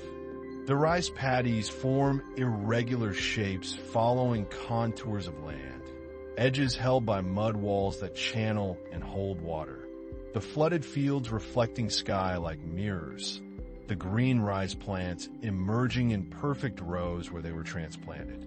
This work required community cooperation, whole villages working together on tasks too large for individual families, creating social bonds through shared labor, through festivals celebrating planting and harvest, through helping each other survive difficult years when harvest failed or disaster struck. Women work alongside men in the fields, wearing broad-brimmed hats woven from straw for sun protection. Their work just as essential, just as hard, the agricultural economy requiring everyone's labor during peak seasons. Water buffaloes pull plows through mud, farmers following behind, their feet and legs mud-covered, their backs bent to work that is hard but familiar, part of the rhythm of life they've known since childhood. The village houses are simple structures, wooden posts supporting tile or thatch roofs, walls of mud and stone, floors of packed earth or raised wooden platforms, ondal heating systems built into the structure where would smoke from cooking fires is channeled under floors before exiting through chimneys, heating the floors and rooms above during winter, the heat retained by stone and earth. Children too young to work effectively play at the field edges, watched by elderly grandparents too old for heavy labor, but still contributing through childcare and lighter tasks, preserving and passing on knowledge, telling stories that transmit history and values, teaching songs and games that carry culture forward through generations. But even in these simple village homes, evidence of Silla's cultural sophistication appears. Buddhist texts or images might occupy a place of honor, literacy spreading gradually even to common people through temple schools. An ingenious system perfectly adapted to cold Korean winters. Furniture is minimal. Low tables and sleeping mats that are spread at night and put away during the day, storage chests for clothing and precious items. The lifestyle emphasizing simplicity and practicality. In mountain valleys throughout the kingdom, Buddhist temples continued to grow and flourish, some becoming major institutions with dozens or hundreds of monks, extensive buildings and landholdings, libraries and meditation halls, while others remained small hermitages where individual monks or small groups pursued enlightenment in isolation and simplicity. Pottery vessels for storage and serving, while simpler than the sophisticated stoneware from Janja workshops, still show good proportion and functionality, beautiful in their fitness for purpose. Clothing, though simple hemp or rami, is clean and well-maintained when material conditions allow, the dignity of simple things cared for. Visit one of these mountain temples in your imagination now, following a path that winds upward through pine and oak forest, the air becoming cooler and clearer as you climb, the sounds of the human world falling away behind you, replaced by wind and trees, birdsong, your own footsteps on packed earth path, perhaps the sound of a stream running over rocks nearby. The mountains themselves were considered sacred in both Buddhist and shamanic traditions, places where the normal world thinned, where spiritual practice became easier, where enlightenment was more accessible. The temple emerges from the forest without suddenness, its buildings harmonizing so well with surroundings that they seem natural, inevitable, the architecture working with landscape rather than against it. The tile roofs curve upward at the corners, the distinctive Asian roof form that seems to invite sky to meet earth, that suggests lightness despite the weight of tiles. The water clear and cold from mountain springs. The walk itself becomes meditation, each step a practice of attention, awareness of body moving through space, of breath matching effort, of mind gradually quieting as physical engagement increases. The main hall faces south to catch maximum sunlight, its doors and windows closed now in this quiet time between services. But you can see inside through your dreaming vision, can see the Buddha images and elaborate altar, the hanging scrolls and banners, the cushions where monks sit for meditation, the architecture creating a space that feels both protective and open. The wood of posts and beams has weathered to soft gray, the original color mellowed by years of sun and rain and snow, the aging process making the structures more beautiful, more integrated with their setting. Outside the main hall, a stone pagoda rises, its multiple tiers representing the levels of spiritual attainment, the whole structure symbolizing the Buddhist cosmos in architectural form. The base is wide and stable, upper tiers growing progressively smaller, the proportions mathematically determined to create visual harmony, the whole topped with metal finial that reaches toward sky. Sheltering, but not confining. The ceiling rises high overhead, supported by massive wooden beams joined with complex carpentry requiring no nails. The whole structure held together by precise cutting and fitting, by understanding of wood and stress and support. The sound of a bell rings out, the temple bell struck to mark time or call monks to practice, the tone deep and rich, sustained for long seconds before slowly fading. The sound carrying across the valley, echoing from distant mountains, gradually becoming indistinguishable from silence. The way thoughts fade when meditation deepens, the way consciousness gradually releases into sleep. The pagoda originally held relics, sacred objects associated with Buddha or accomplished monks, making it not just symbolic, but a container of sanctity, a focus for devotion and practice. The monks rise before dawn for first prayers, their chanting filling the temple hall, voices blending in unison, reciting sutras in rhythmic patterns that are both prayer and meditation. The repetition inducing altered consciousness, opening awareness to dimensions beyond ordinary thought. After chanting comes meditation, sitting in formal posture facing the wall, attention directed inward, watching thoughts arise and pass away like clouds, not engaging with them, not following them into their stories, just observing, just being present with whatever appears, cultivating the direct awareness that is enlightenment itself. Let that bell tone become the sound of your own mind quieting, the vibration gradually stilling, everything settling towards silence, toward rest, toward the peace that these monks spent lifetimes pursuing, that you approach naturally as your body releases tension, as your breathing deepens, as sleep draws closer with each moment. After meditation comes work, because even monks must eat, must maintain their buildings, must gather firewood and tend gardens, must copy sutras and teach students, must perform all the ordinary tasks that life requires, but performed with the same quality of attention brought to meditation, every action becoming practice, washing dishes or chopping vegetables done with complete awareness. Silla's golden age lasted for generations, the kingdom at its height during its most prosperous centuries, though like all golden ages it could not last forever, though decline eventually came, though the forces that would eventually fragment the kingdom were already present even during its greatest flourishing. But that decline lay in the future still.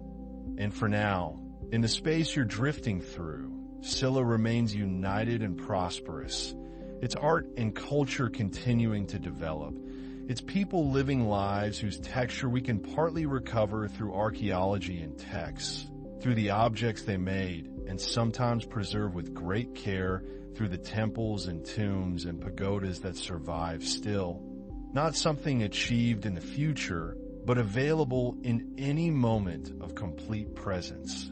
Transforming ordinary activities into spiritual exercises. This is the wisdom that monastic life developed and preserved, the understanding that sacred and ordinary are not separate, that enlightenment is found in simple presence with whatever you're doing, not an escape to some other realm. Let yourself merge completely now with this ancient kingdom, your identity becoming fluid, becoming dispersed through time and space. You're the potter at his wheel, and the monk copying sutras. You're the rice farmer planting spring fields, and the goldsmith shaping precious metal. You're the child playing in village streets, and the aristocrat in silk robes attending court ceremonies. Through the stories that were remembered and passed down through generations until they could be written and studied and shared even with people like you, listening from a distance of centuries from another continent, from the edge of sleep. The golden crowns rest in their tombs or on royal heads, their tree branches reaching upward, their ornaments swaying with movement, catching light, symbols of everything Silla achieved, beauty and craftsmanship and spiritual meaning unified in objects that survive their makers by centuries.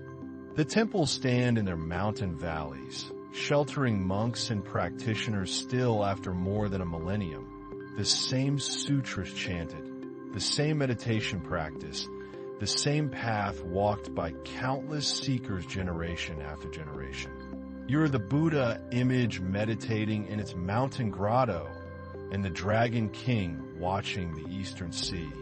All boundaries have dissolved, all separation ended. You are both observer and observed, both the story and the one listening to the story, both past and present meeting in this moment of consciousness gradually releasing into sleep. And the memory of King Munmu rests in the rock that marks his underwater tomb.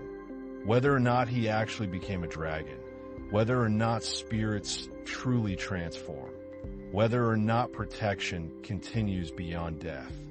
The pottery and metalwork created by those long-dead craftsmen rests in museums now, admired by visitors who may never have heard of Silla before seeing these objects, suddenly confronted with evidence of a sophisticated civilization from a place and time they never learned about in school.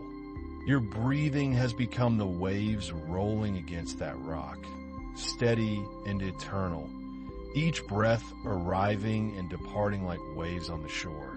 The rhythm that continues whether you attend to it or not, the autonomous process that sustains life while consciousness drifts elsewhere, into dreams, into stories, into the past where Silla flourished, in a sleep where restoration happens, where the body repairs itself, and the mind processes experience, and consciousness itself takes the rest it requires to function, the deep rest that you're settling into now, completely, naturally, as inevitable as nightfall, as gentle as the last light fading from the sky, as peaceful as these ancient temples standing in their mountain valleys, witnessing centuries enduring. The story itself protects. The devotion itself serves as defense. The love of kingdom and people that would request such a burial carries forward through time, inspiring later generations with its example of service, of dedication, of imagination that refuses the finality of death, that insists connection continues in forms we can barely imagine. The mountain paths leading to the great temples wind through forests that change with every season, and during Silla's golden age these paths carry a steady stream of pilgrims, their feet wearing the stone smooth over decades of devotion. Autumn has arrived in the valleys surrounding Gyeongju, the leaves turning colors that seem almost impossible in their intensity, red so deep they appear nearly purple in certain light, golds that catch the afternoon sun and glow like small fires scattered through the forest canopy. A group of pilgrims makes its way up the path toward Bulguksa, the temple complex that represents the Pure Land in physical form, the Buddha's realm made manifest in wood and stone and careful arrangement. The construction has been underway, a temple that tradition says was built through devoted patronage, honoring family and spiritual obligations, offering shelter to all who seek it, all who need a place of rest and restoration, all who follow the path toward peace. The air has that particular crispness that comes only in autumn, each breath carrying the scent of fallen leaves and distant wood smoke, the smell of earth preparing for winter's rest. The pilgrims carry offerings wrapped in cloth, rice and fruit and incense, contributions to the monastery that will feed the monks and support the ongoing construction. They walk in near silence. The only sounds their footsteps on the path and the occasional murmur of prayer, the rhythmic repetition of mantras that aid concentration and devotion. An elderly woman walks slowly, supported by her daughter, making this pilgrimage despite the difficulty of the climb, because she feels death approaching and wants to earn merit for her next rebirth. A young couple walks hand in hand, praying for a child, seeking the Buddha's blessing on their union. Such devotion speaks to the depth of Buddhist belief permeating Silla society, the acceptance of karma and rebirth as fundamental truths shaping how people understand their obligations and relationships. The path opens into a clearing and the temple complex spreads before them, still unfinished but already magnificent.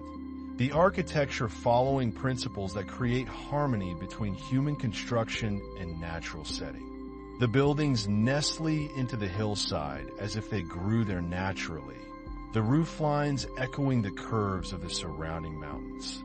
A merchant who grew wealthy from trade comes laden with expensive gifts, hoping to atone for the necessary deceptions of commerce, the small dishonesties that accumulate in a life of buying and selling. The artisans working on the temple have devoted years to this project, and some will spend their entire working lives here, their skills contributing to a structure that will outlast them by centuries.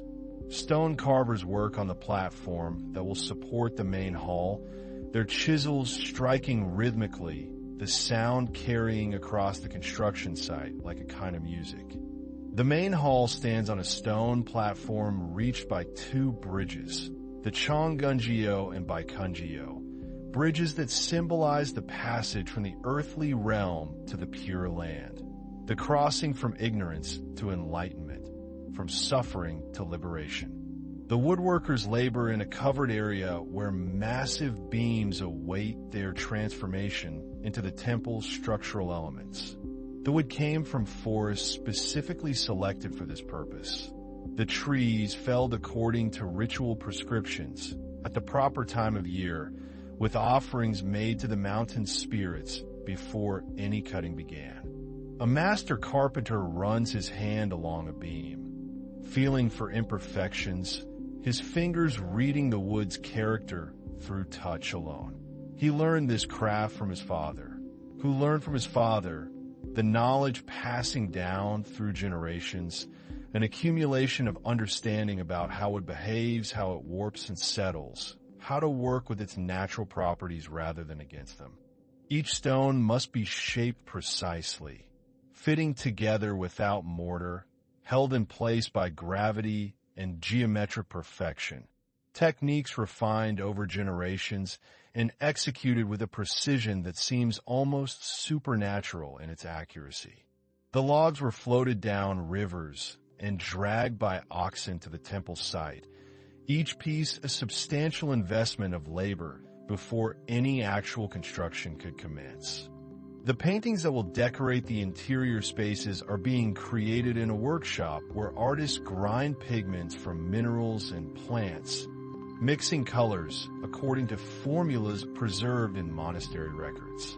Red comes from cinnabar, blue from azurite, green from malachite, each color expensive and precious, applied in layers that will preserve the images for centuries.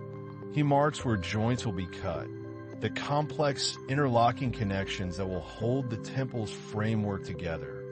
No nails required, just wood fitting into wood with such precision that the joints actually grow stronger over time as the wood ages and settles. One artist works on a sketch of Avalokiteshvara, the Bodhisattva of compassion, trying to capture in the figure's face that particular expression of infinite patience and love, the look of someone who has vowed to save all beings from suffering regardless of how long that might take, regardless of the impossibility of the task. The paintings depict scenes from the Buddha's life, from the previous lives recorded in the Jataka tales, from the various Buddha realms described in the sutras. Artists sketch preliminary drawings on paper, perfecting compositions before committing them to the temple walls, their work guided by iconographic traditions that specify precise proportions and symbolic attributes for each figure. The smell of incense drifts from the temporary shrine where monks conduct services while construction continues.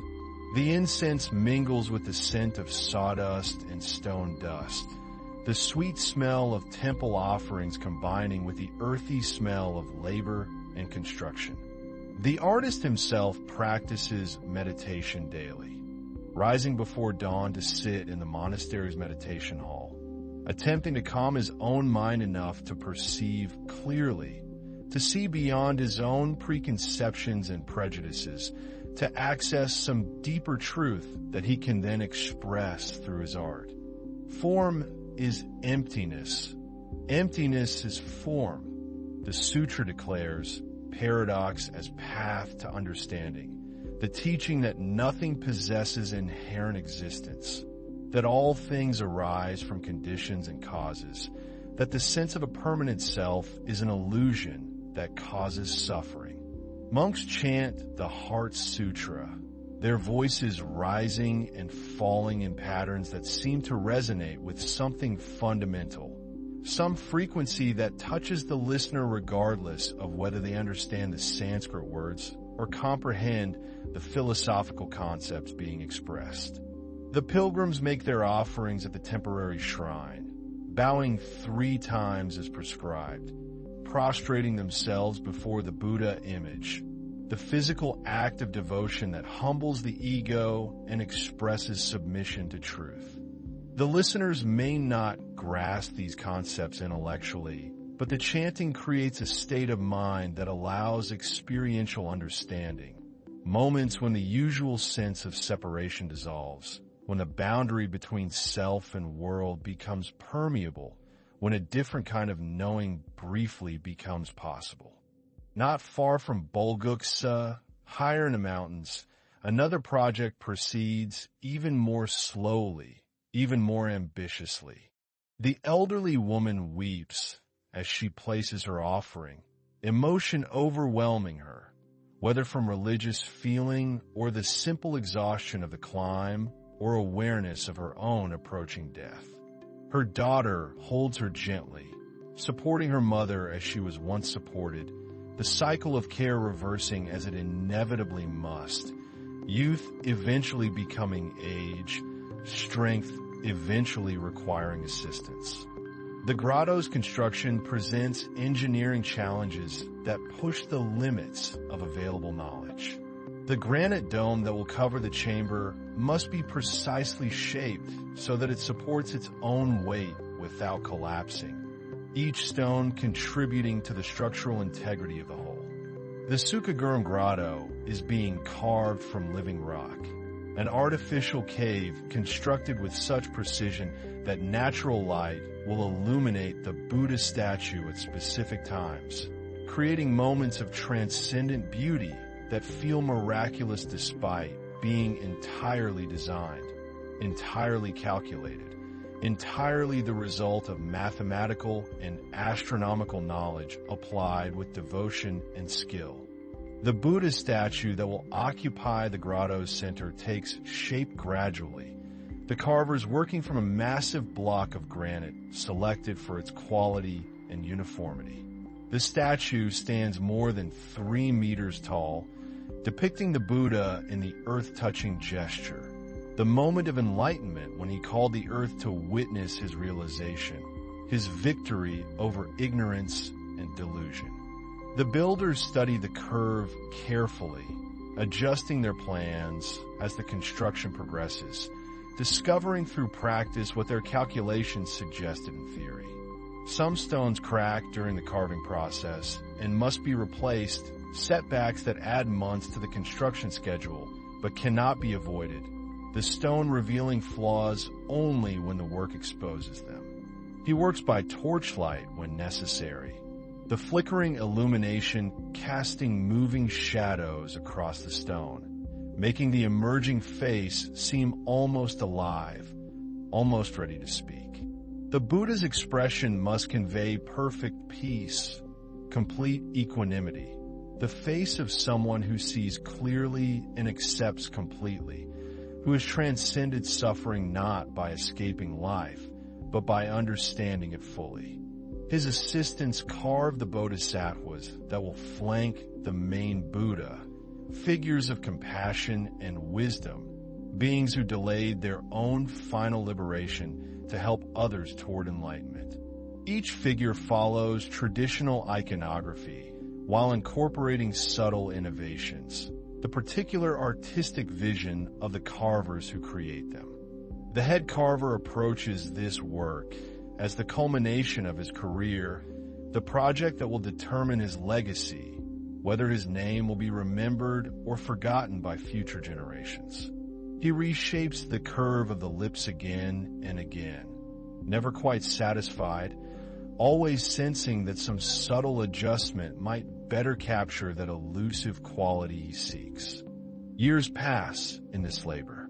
Seasons cycle through their changes outside the grotto, while inside the work continues steadily, inexorably, the stone gradually revealing the forms hidden within it, the patient removal of everything that is not Buddha, not Bodhisattva, not enlightenment expressed in granite. The stone dust covers everything, coating the worker's hair and clothes, filling the grotto with a fine gray haze that catches the light, that makes the air itself visible as it moves through the space. The monastery supporting this work operates on rhythms established centuries earlier, patterns of practice inherited from India and China and adapted to Korean conditions and sensibilities. The monks rise before dawn, waking to the sound of the wooden clacker struck in patterns that signal different activities, the knocking that serves as a clock in a world without mechanical timekeeping. Some carvers spend their entire careers on this single project, beginning as young apprentices and ending as masters themselves, their life's work contained in these stone figures, their devotion measured in precise chisel strikes, in the patient accumulation of small perfections that amount to something extraordinary. Meditation begins in silence. Each practitioner sitting on their cushion in the prescribed posture, spine straight, hands folded in their lap, eyes lowered but not closed, gaze resting on the floor a few feet ahead. They gather in the meditation hall while darkness still fills the valley below, the air cold enough that their breath makes clouds in the unheated hall. The silence deepens as the meditation progresses, the individual minds settling into something approaching stillness, the usual cascade of thoughts slowing, gaps appearing between thoughts, moments of clarity that come and go like clouds parting to reveal sky. Some monks have practiced for decades and can enter deep absorption almost immediately, consciousness narrowing to a single point of focus, the breath or a mantra or the sensation of sitting itself. The meditation master walks slowly between the rows of seated monks, carrying a flat stick that he will use to strike the shoulders of anyone who slumps or shows signs of drowsiness. The blow not punishment, but assistance, a shock that returns wandering attention to the present moment.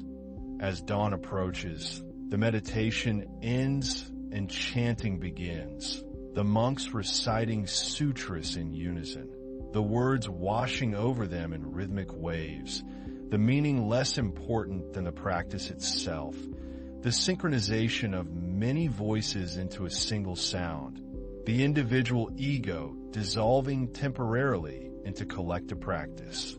Others struggle constantly, their minds refusing to settle, attention fracturing and scattering despite their sincere efforts. The difficulty teaching patience, teaching humility, teaching that enlightenment cannot be forced or rushed, but only allowed to unfold according to its own timing. After morning chanting, a simple breakfast of rice gruel and pickled vegetables, eaten in silence in accordance with the rules of mindful eating, each bite chewed slowly, attention brought fully to the act of nourishing the body. The Diamond Sutra, the Lotus Sutra, the various texts that constitute the monastery's liturgical tradition, each associated with particular occasions and purposes, each believed to generate merit through its recitation regardless of comprehension. The day divides between formal practice, work duties, and study. Some monks work in the monastery's fields, growing the rice and vegetables that feed the community. Their labor considered as important as their meditation. The distinction between spiritual and mundane activity dissolved through proper attitude and attention. The monks hold their bowls in a prescribed manner, eating in a choreographed sequence. The meal itself transformed into meditation, into practice, into another opportunity for awareness and presence.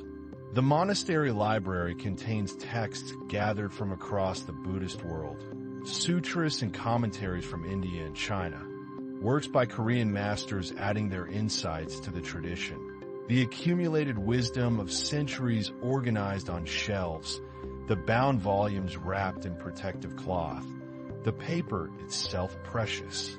Others copy sutras, the careful calligraphy, another form of meditation, another way of absorbing the Buddha's teaching through the physical act of reproducing it, each character written with focus and care, the completed manuscripts becoming objects of devotion and merit in themselves.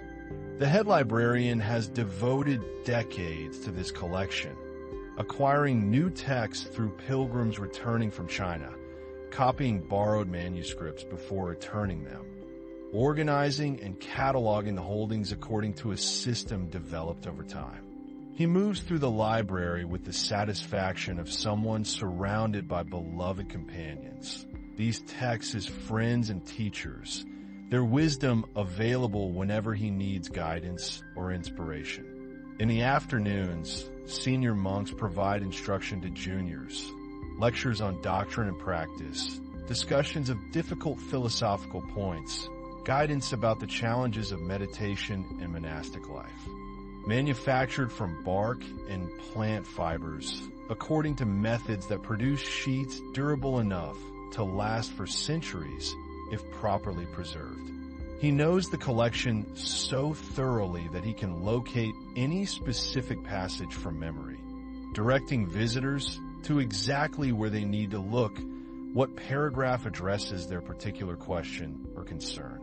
A senior monk teaches a small group about the concept of Buddha nature, the doctrine that all beings possess the potential for enlightenment, that the pure awareness that is our true nature remains untouched by the confusion and delusion that seem to obscure it. The relationship between teacher and student carries particular importance in monastic system. The personal transmission of understanding from one generation to the next, wisdom that cannot be fully conveyed through text alone, but requires direct interaction. The teacher reading the student's particular obstacles and offering appropriate guidance.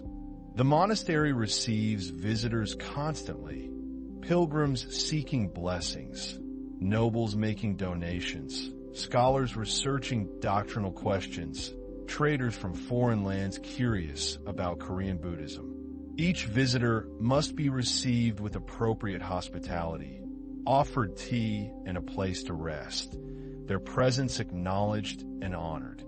He uses metaphors drawn from daily life, comparing Buddha nature to gold buried in dirt, to the sun behind clouds, to water's essential wetness regardless of what form it takes.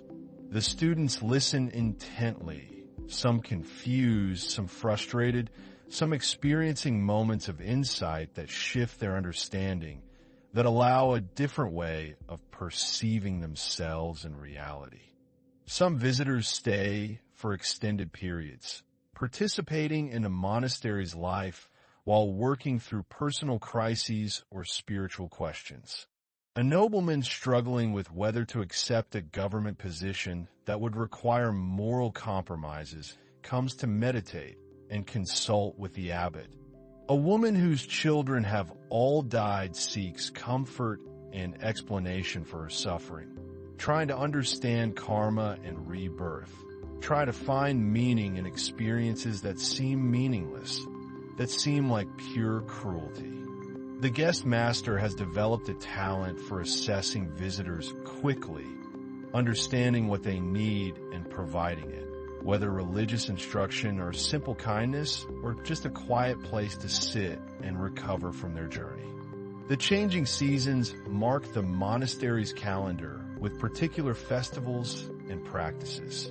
In spring, ceremonies celebrate the Buddha's birthday, the hall decorated with lotus lanterns, their soft light creating an atmosphere of magic and devotion. Hundreds of paper flowers glowing in the darkness, each one representing a prayer, a wish, a moment of faith. A young man uncertain about his vocation spends months working alongside the monks, testing whether monastic life suits his temperament, whether he can accept the discipline and restrictions it requires. Autumn brings harvest ceremonies giving thanks for abundance.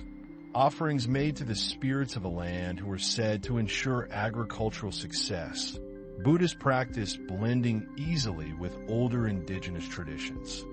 The monks, seeing no contradiction in honoring both the Buddhist teachings and the local spirits who were believed to have inhabited these mountains long before Buddhism arrived from across the sea. In summer, the monsoon rains drum on the temple roofs, and the monks use the enforced indoor time for intensive meditation retreats, sitting for longer periods, pushing themselves toward breakthrough, toward the moments of clarity that justify all the hours of frustration and discomfort. Winter settles over the mountains with particular stillness, snow muffling sound, the temple seeming to withdraw into itself, into a hibernation that mirrors the sleeping earth. The meditation hall becomes almost painfully cold, the monks sitting wrapped in layers of robes, their breath visible, the chill itself used as an object of meditation, another sensation to observe without judgment, to experience without resistance. Rice wine and fresh grain are left at small shrines tucked throughout the temple grounds, acknowledgement that enlightenment does not exclude practical concerns, that spiritual development occurs within specific locations with their own character and presiding beings. The abbot has led this monastery for many years, guiding it through periods of expansion and hardship, his leadership shaped by decades of practice and study. The discomfort trains the mind to remain stable regardless of conditions, to maintain equanimity whether circumstances feel pleasant or unpleasant, the ultimate goal being freedom from preference itself, from the constant grasping and aversion that creates suffering. He meets privately with monks who struggle with their practice, listening to their difficulties without judgment, offering guidance drawn from his own experience of the same obstacles.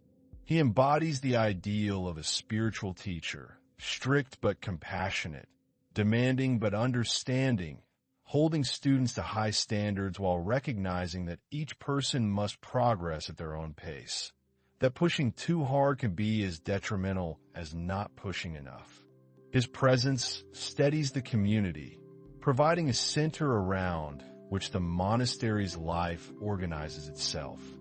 To another monk proud of his meditation achievements, experiencing special states and visions, the abbot provides a sharp warning about spiritual pride, about the danger of attachment even to positive experiences, explaining that everything that arises will pass away, that clinging to pleasant meditative states is still clinging, still the fundamental problem the practice aims to address.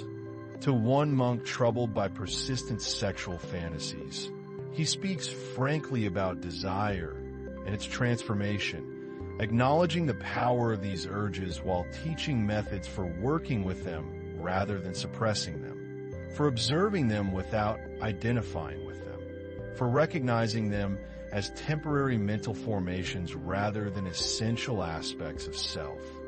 The abbot's own practice continues despite his administrative duties, or rather through them, his leadership itself becoming a form of practice, each decision and interaction an opportunity for awareness and compassion, for responding skillfully to circumstances rather than reacting from habit and conditioning. The monk leaves deflated but instructed, his inflation pricked, forced to examine his own motivations and assumptions. Sometimes visiting masters come to teach, monks who have spent years in isolated hermitages or traveled to China to study at famous monasteries there. These visits create excitement and opportunity. The resident monks able to encounter different teaching styles and perspectives to test their understanding against fresh presentations of the Dharma, to receive confirmation or correction of their practice. He rises earlier than the other monks, sitting in his private quarters before the community meditation begins, his practice deepened by decades of consistency, the accumulated power of returning again and again to this simple act of sitting quietly, observing mind and body, releasing attachment, cultivating wisdom and compassion. One such visitor speaks about the nature of mind with a directness that startles his listeners.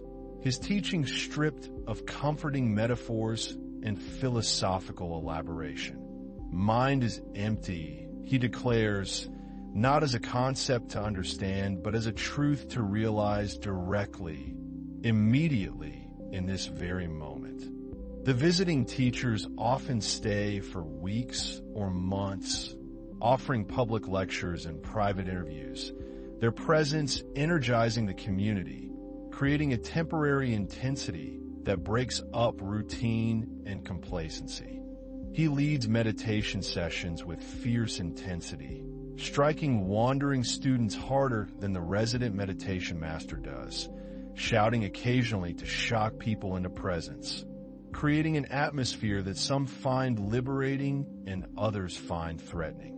Several monks experience breakthrough moments during his visit, sudden shifts in perception that allow a different relationship with their experience, that provide direct insight into teachings they had previously understood only intellectually.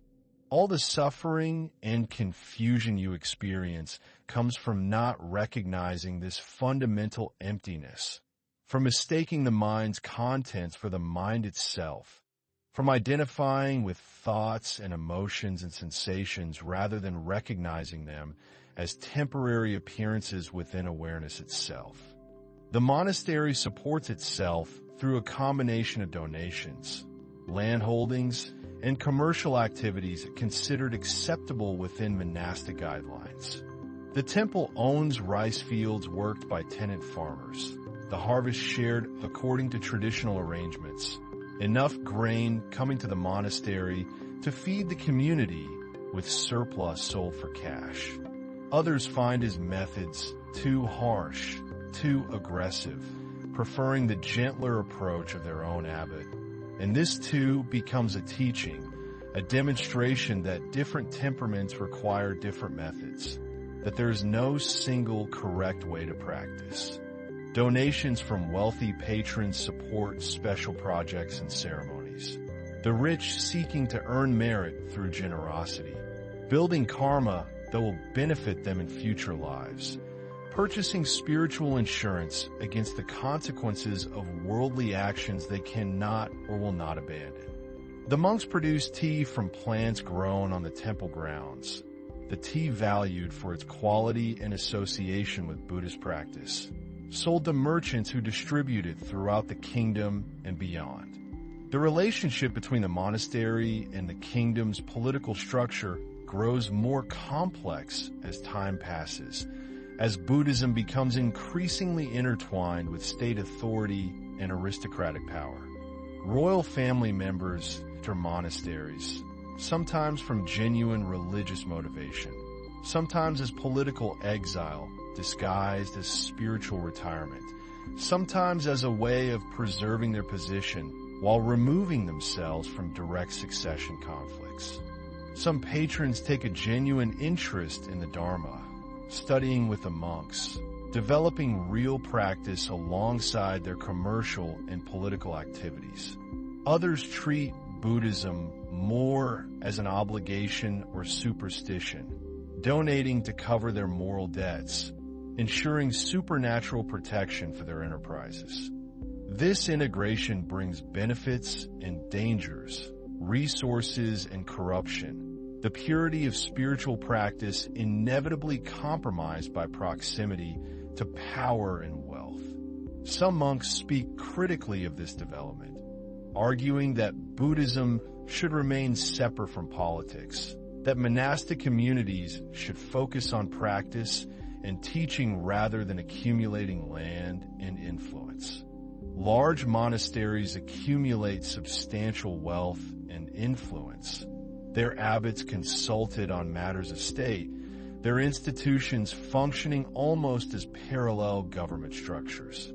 These debates occur in whispered conversations and formal councils, never fully resolved, each generation wrestling again with the fundamental tension between spiritual ideals and practical reality, between transcendent goals and mundane circumstances. Others see the situation as an opportunity to spread the Dharma more widely, to shape society according to Buddhist principles, to use power skillfully for beneficial ends rather than surrendering influence to those with less wisdom and compassion. Back in Gyeongju, the palace grounds show signs of autumn's arrival. The leaves turning, the light taking on that particular golden quality that seems to illuminate everything from within, making the world almost unbearably beautiful in its transience, the coming decay heightening present perfection. The Buddha himself lived within this tension, accepting donations from kings while teaching that political power is ultimately empty, that the greatest kingdom cannot compare with liberation from suffering, that wisdom and compassion matter more than sovereignty and wealth. But beneath this apparent stability, shifts occur that will reshape the peninsula's political landscape over coming centuries. Regional aristocrats accumulate power in their own territories, their authority based on local land ownership and family networks rather than royal appointment. The king walks through the gardens with his advisors, discussing matters of state with less urgency than previous generations did. The threats that occupied his ancestors' attention receded somewhat.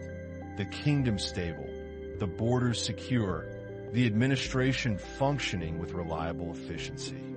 Provincial governors appointed from the capital find their actual control limited by entrenched local elites, their directives implemented selectively or ignored entirely, their reports back to the king shaped as much by what regional powers want Gyeongju to hear as by actual conditions in the provinces.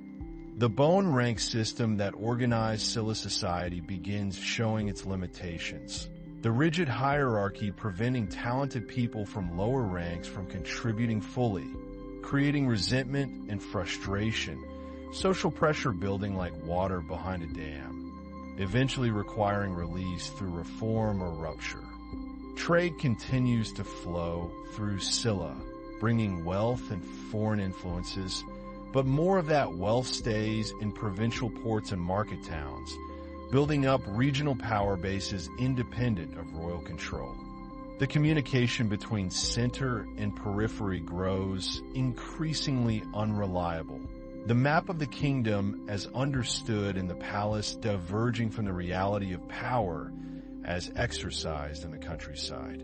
The king himself came to the throne young and never developed the force of personality required to assert strong central authority.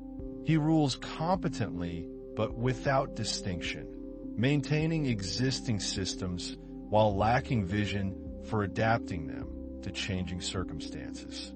Merchant families grow rich and influential, their economic position allowing them to purchase social status through strategic marriages and donations.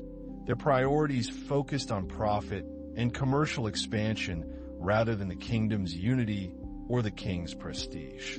The aristocrats attending court wore magnificently embroidered robes, gold and jade ornaments marking their rank and family connections, the visual display of status carried to elaborate extremes. His court occupies itself with ritual and precedent, with poetry composition and Buddhist ceremonies, with maintaining the forms of power while its substance gradually disperses to the provinces. Court ceremonies follow protocols developed over generations. Every movement prescribed, every word specified, the choreography of power performed with meticulous precision. Officials prostrate themselves before the king according to complex rules determining how many bows their rank requires, how deeply they should bow, where their hands should be positioned. Hair arrangements grow more complex and towering, requiring long preparation each morning, structures of hair and ornament that make simple movement difficult, that demonstrate wealth through the impracticality itself, through conspicuous display of resources devoted to pure appearance. The palace women occupy their own separate quarters, their lives circumscribed by convention and supervision, their power exercised indirectly through sons and husbands, their competition for influence creating complicated political dynamics that outsiders barely perceive but that shape major decisions. The king receives foreign envoys with elaborate courtesy. The exchanges of gifts following diplomatic customs refined through centuries of interaction with China and Japan, each object selected for its symbolic meaning as much as its material value. Musical performances fill the palace evenings. Orchestras playing elegant compositions that reflect continental influences filtered through Korean sensibilities. The melodies hauntingly beautiful, the rhythms complex and subtle. The queen oversees this interior realm, her authority absolute within its bounds while entirely absent beyond them. Her concern focused on securing her son's position in the succession, on building alliances with powerful families through the strategic placement of palace women. But even as the court maintains these refined pursuits, reports arrive from the provinces detailing conflicts between regional lords, disputes over land and irrigation rights, succession struggles within aristocratic families, bandit activity in mountainous areas beyond effective government control. Dancers move with controlled grace, their silk robes flowing, their expression serene, their performances depicting scenes from Buddhist tales or historical legends. Entertainment and edification combined in accordance with Confucian principles about the proper purposes of art. Autumn deepens toward winter, the leaves falling from the trees, accumulating in drifts against palace walls and temple foundations, the ground covered with their colors, the paths requiring constant sweeping. The king's officials discuss these matters seriously, dispatching investigators and issuing directives, implementing solutions that work perfectly in theory while often failing completely in practice. Their understanding of provincial reality distorted by distance and by the filters through which information passes on its way to the capital. In the monastery meditation halls, monks sit with this same falling as their meditation object, the impermanence made visible in every falling leaf, every gust of wind that strips branches bare, the teaching that nothing lasts, that everything changes, that attachment to permanence creates suffering, because permanence is an illusion, a projection of desire onto a reality that flows constantly. The monks' practice allows them to see this flow directly, to experience their own bodies and minds as process rather than entity, as continuous arising and passing rather than solid self. Thoughts arise and dissolve like waves on the ocean. each one appearing, cresting, disappearing, replaced by another in endless succession. Physical sensations arise and dissolve the same way.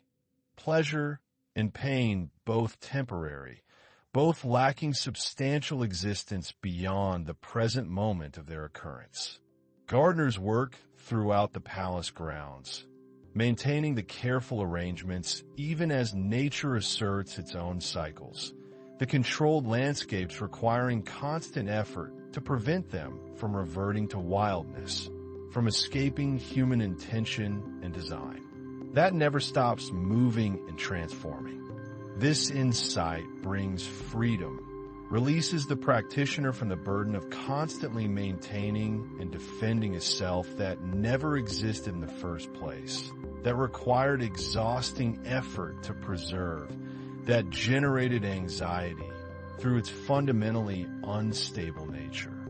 Even the sense of being someone, of being a separate self that has experiences, this too reveals itself under sustained observation to be constructed, fabricated, a convenient fiction that masks the fluid interdependence that actually characterizes existence.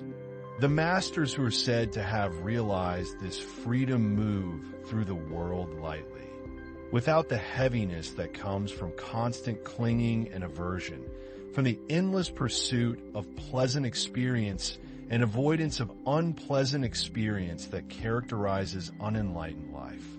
The liberation Buddhism promises is not escape from life, but clear seeing of life as it actually is, direct perception unfiltered by conceptual elaboration and defensive psychological strategies, simply being present with whatever arises, responding skillfully, not attached to outcomes, not identified with the person these experiences appear to happen to. But such masters remain rare, their realization the result of sustained practice over many years, often many lifetimes according to Buddhist cosmology. They respond to circumstances with spontaneity and wisdom, their actions arising from clear perception rather than habit and conditioning, from compassion rather than self-centered motivation. The monastery provides structure for this gradual development, the daily schedule supporting consistent practice, the community offering both encouragement and accountability, the teacher relationship giving personalized guidance, the ritual and ceremony inspiring devotion and commitment. Most practitioners, including most monks, work within the gradual path, developing their capacity for concentration and mindfulness slowly, accumulating merit through ethical behavior and generosity, learning the teachings intellectually while understanding that intellectual knowledge alone cannot liberate. That direct realization requires sustained practice, not just study. Evening comes early now as winter approaches. The sun setting before the workday ends, shadows lengthening and merging, darkness spreading across the valleys. Monastic life is not for everyone, but for those suited to it. The monastery offers optimal conditions for spiritual development, for the sustained investigation of mind and reality that Buddhism considers humanity's highest calling. The master carver steps back to observe his work from a distance, the torch in his hand illuminating the face from below, creating an effect he had not intended, but that seems perfect, that captures something essential about the Buddha's nature, the combination of human and transcendent, of specific individual and universal principle. In the grotto high in the mountains, the carvers light torches to continue their work, the flickering flames casting dramatic shadows across the emerging Buddha face, the stones seeming to move in the unsteady light, the carved features appearing almost alive. He knows he will not live to see the grotto completed, to see the full effect of light and stone and space that the design intends.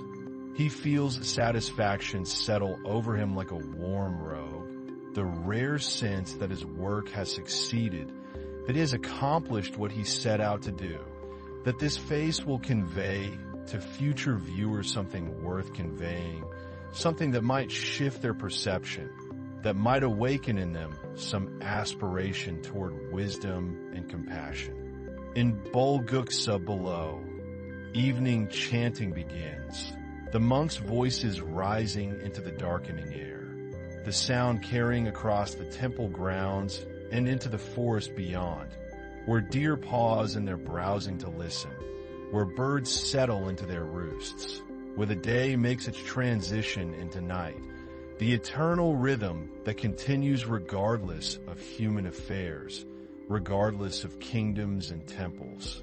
The work will continue after his death, other carvers completing what he began, future masters adding their skills to this collective project that spans generations, that embodies the Buddhist understanding of anatta, of no self, the teaching that nothing is accomplished by isolated individuals, but only through the interdependent contributions of countless beings working together across time. The chanting soothes like a lullaby, the voices blending into a sound that seems both human and beyond human, individual and collective, temporal and timeless. The words are ancient, composed in India centuries ago, transmitted to China, from China to Korea, each transmission adding layers of interpretation and understanding, each culture finding its own resonance with teachings that speak to something universal in human experience, the suffering that all beings encounter, the possibility of liberation that Buddhism promises to those willing to practice. Your breathing has synchronized with this chanting, each breath arriving and departing in rhythm with the voices, your body settling more deeply into rest, your mind drifting between waking and sleeping, between consciousness and dreams, the boundaries dissolving, the distinction becoming irrelevant as you sink into the deep restoration that night provides, that darkness offers. Regardless of enlightenment and ignorance, the simple fact of day and night, light and darkness, the turning of the earth that creates this fundamental cycle within which all life unfolds. Willing to look deeply, willing to release their grip on illusions that create pain. The centuries pass like clouds moving across the mountain peaks, each generation adding its moment to the accumulated story, each life brief as a single breath in the kingdom's long existence. And Silla continues, the administrative machinery functioning, the borders maintained, the tributes sent and received, the marriages arranged, the succession determined, the rituals performed. The calendar turning through its seasons, through its years, through its decades, through its generations, the kingdom existing as it has existed, as its people assume it will always exist, the golden age stretching onward into what seems like permanence, though nothing in this world maintains such permanence. Nothing remains fixed when impermanence is the fundamental nature of all things. That sleep brings to all beings who require it the universal need for rest and renewal, the nightly return to unconsciousness that repairs and restores, that processes and integrates, that allows tomorrow to begin fresh, allows continuation, allows the story to unfold into its next chapters, into whatever comes next. In the palace archives, records accumulate, the careful notation of appointments and dismissals, of taxes collected and disbursed, of construction projects completed and initiated, of diplomatic missions sent abroad and foreign envoys received, of astronomical observations and agricultural yields, of auspicious omens and concerning portents, the bureaucratic documentation of functioning state. The kingdom's memory preserved in ink and silk, in careful characters written by scribes whose names history does not preserve, but whose work maintains the continuity, maintains the knowledge that allows governance to proceed, allows policy to build upon precedent, allows the present to learn from the past, though sometimes the lessons learned prove insufficient. Sometimes the precedents provide inadequate guidance for situations without precedent, moments when the accumulated wisdom reveals its limitations. When new circumstances require new thinking, new responses, adaptations that the archive cannot provide because the archive only contains what has already occurred. The military commanders who protected Silla's borders in earlier centuries have given way to administrators and scholars. The bone-rank aristocrats whose ancestors won the kingdom now occupying themselves with poetry competitions and Buddhist philosophy, with artistic pursuits and refined leisure. The martial vigor that characterized the period of unification softening into cultural sophistication, into aesthetic achievement, into intellectual development, these representing different kinds of strength perhaps, different modes of excellence, though not necessarily the kinds that maintain territorial integrity when challenges arise. When neighboring peoples grow stronger while the comfortable kingdom grows complacent, grows assured of its continued dominance without maintaining the actual capacity for dominance, the weapons stored in arsenals growing rusty from disuse, the soldiers more familiar with ceremonial duties than actual combat, the generals selected for their aristocratic pedigree rather than their military competence, the slow transformation that occurs when peacetime extends across generations, when the memory of war fades into abstraction, into historical accounts that the comfortable cannot quite believe, cannot quite imagine, the suffering and chaos that their ancestors endured seeming impossibly distant. All phenomena, all kingdoms and civilizations, all achievements and glories, all that rises eventually meeting its descent, not as tragedy, but as simple reality, the way autumn follows summer, the way night follows day, the way sleep eventually comes to even the most wakeful mind. What has already been faced and resolved or left unresolved for future generations to address. Beyond the kingdom's northern borders, new powers emerge and consolidate.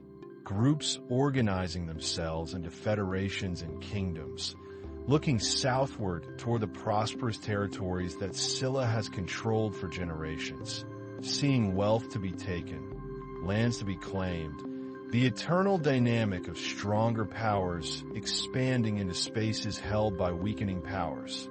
The rhythm that has driven historical change since humans first organized themselves into competing groups, since the concepts of territory and possession transformed human relationships, since scarcity and desire created conflict, created war, created the rise and fall of kingdoms and empires, the cycle that continues regardless of how any particular kingdom might wish to step outside it, might wish to maintain its position through cultural achievement and moral superiority, through diplomatic skill and strategic marriages, when ultimately the capacity for violence remains the foundation upon which peaceful civilizations rest, the uncomfortable truth that idealistic philosophies struggle to accommodate. Impossibly remote, belonging to a different world than the one they inhabit. The elegant world of tea ceremonies and poetry, of Buddhist sutras and Confucian classics, of artistic refinement and philosophical disputation.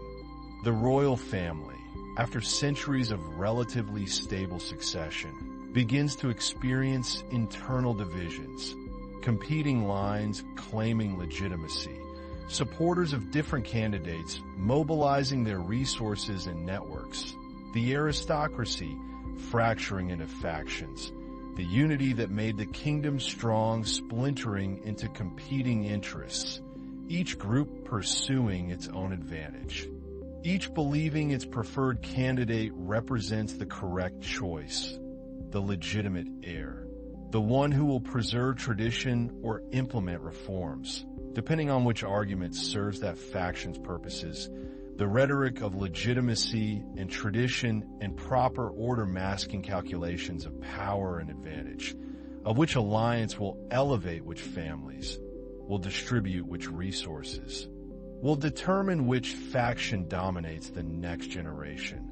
The political mathematics growing increasingly complex as the number of stakeholders increases, as the bone rank system that once provided clear hierarchy becomes a constraint that ambitious families seek to circumvent or reinterpret, finding loopholes and precedents, making arguments that earlier generations would have considered absurd, but that gain traction in a context where the old certainties no longer command universal assent, where the foundational assumptions that organized society face questioning, face challenge, face the erosion that time brings to all social arrangements.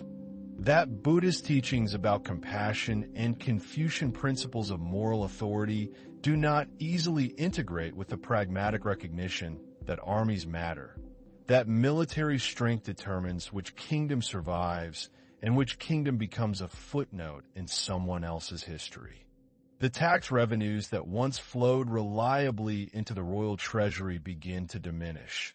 The aristocratic families finding ways to shelter their lands from taxation, claiming exemptions based on religious donations or precedent or creative interpretation of regulations, the central government lacking the will or capacity to enforce compliance.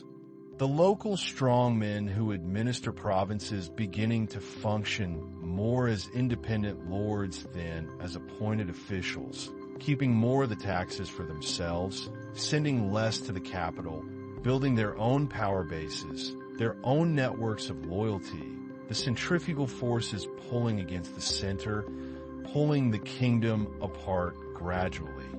The fragmentation occurring not through dramatic rebellion, but through subtle shift, through the accumulation of small defections, small assertions of autonomy, small refusals to comply, until the pattern becomes established, becomes normal, becomes the new reality that everyone must navigate. The reality in which Gyeongju still claims authority over the entire peninsula, but increasingly lacks the means to enforce such authority, lacks the resources to compel obedience, the claim becoming more symbolic than actual, more historical than contemporary, the kingdom continuing in form while losing its substance, the shell remaining while the vitality drains away.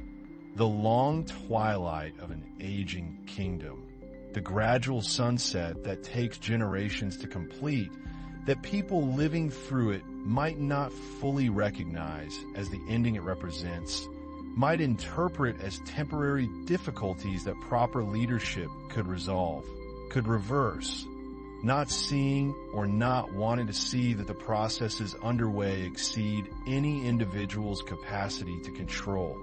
All systems of order that humans devise and then discover contain contradictions and limitations that eventually create their own undoing. But kingdoms do not work that way.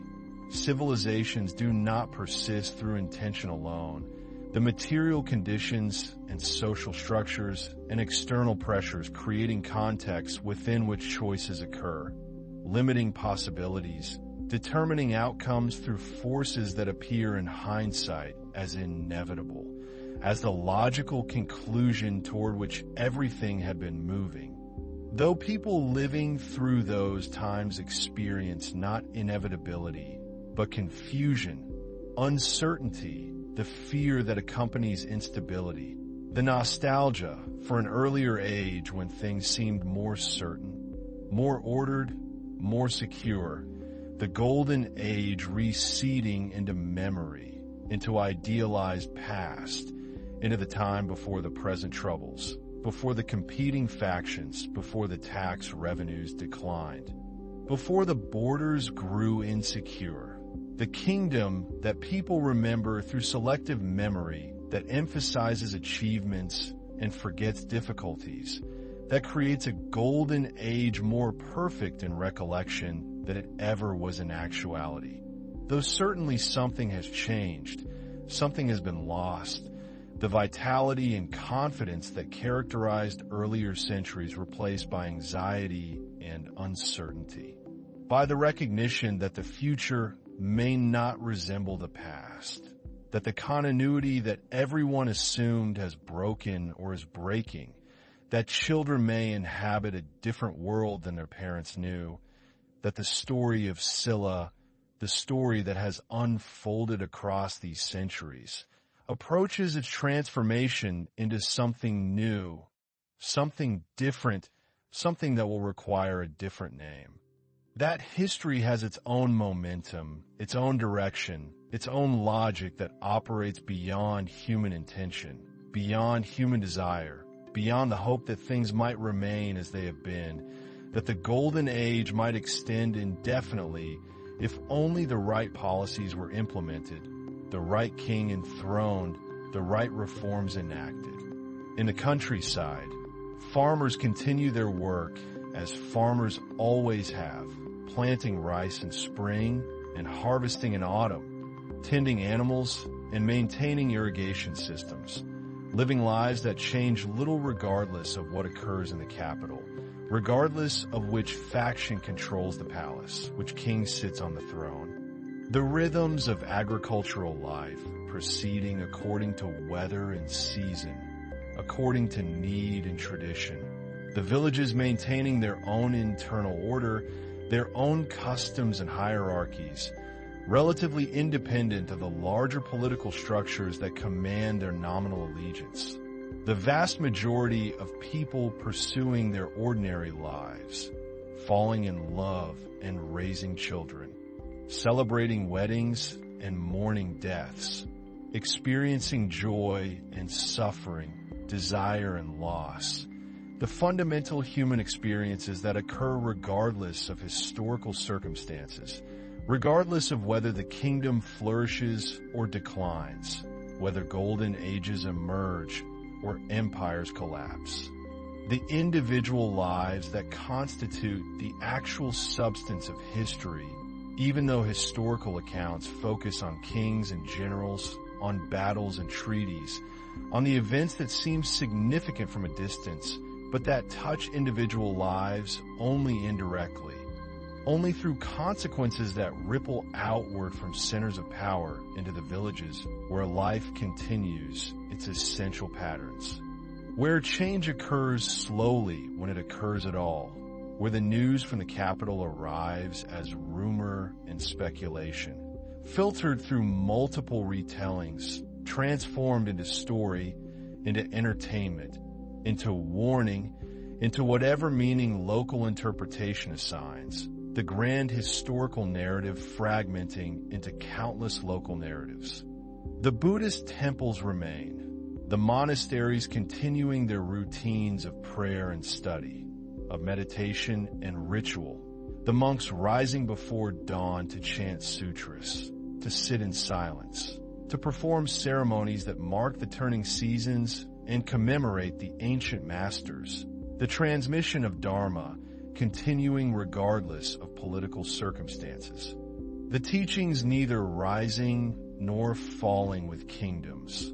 The truth that Buddhism claims to represent existing independent of worldly fortune, independent of social conditions. The ultimate reality that practice aims to reveal unchanged by whether empires flourish or decline, whether golden ages shine or dark ages descend. The suffering that motivates Buddhist practice persisting through all conditions, all times, all places where sentient beings experience existence. The monks offering refuge for those seeking peace, seeking understanding, seeking liberation from the cycles that bind beings to suffering, to confusion, to the endless repetition of desire and disappointment. The wheel of becoming that turns regardless of historical circumstance, that continues whether Silla rules the peninsula or other kingdoms emerge, whether the present temples stand or new temples replace them, the teaching adapting to circumstances while maintaining its essential message, its essential practice, its essential promise that liberation is possible, that understanding can be achieved, that the peace beyond comprehension can be realized by those willing to practice, willing to sit, willing to observe their own minds with honesty and persistence, with patience and compassion, with the diligence that eventually produces results, that eventually reveals what cannot be taught, but only discovered, only realized through direct experience, through the settling of mind that allows insight to emerge, allows wisdom to dawn, allows the truth that was always present to become obvious, to become known, to transform understanding in ways that cannot be adequately described, only pointed toward, only suggested through metaphor and paradox, through the indirect teaching methods that Buddhist masters employ, a different understanding, a different relationship to the past and its meanings. Each community understanding events through its own framework, its own concerns, its own sense of what matters. Evening comes early now as winter approaches.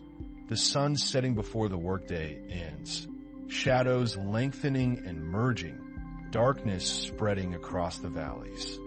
Through the silence that speaks more eloquently than words, the silence into which you are drifting, into which your mind settles, the thoughts becoming fewer, becoming quieter, becoming less distinct, less important, the boundaries of waking consciousness dissolving like morning mist under sunlight, like clouds dissipating into the empty sky.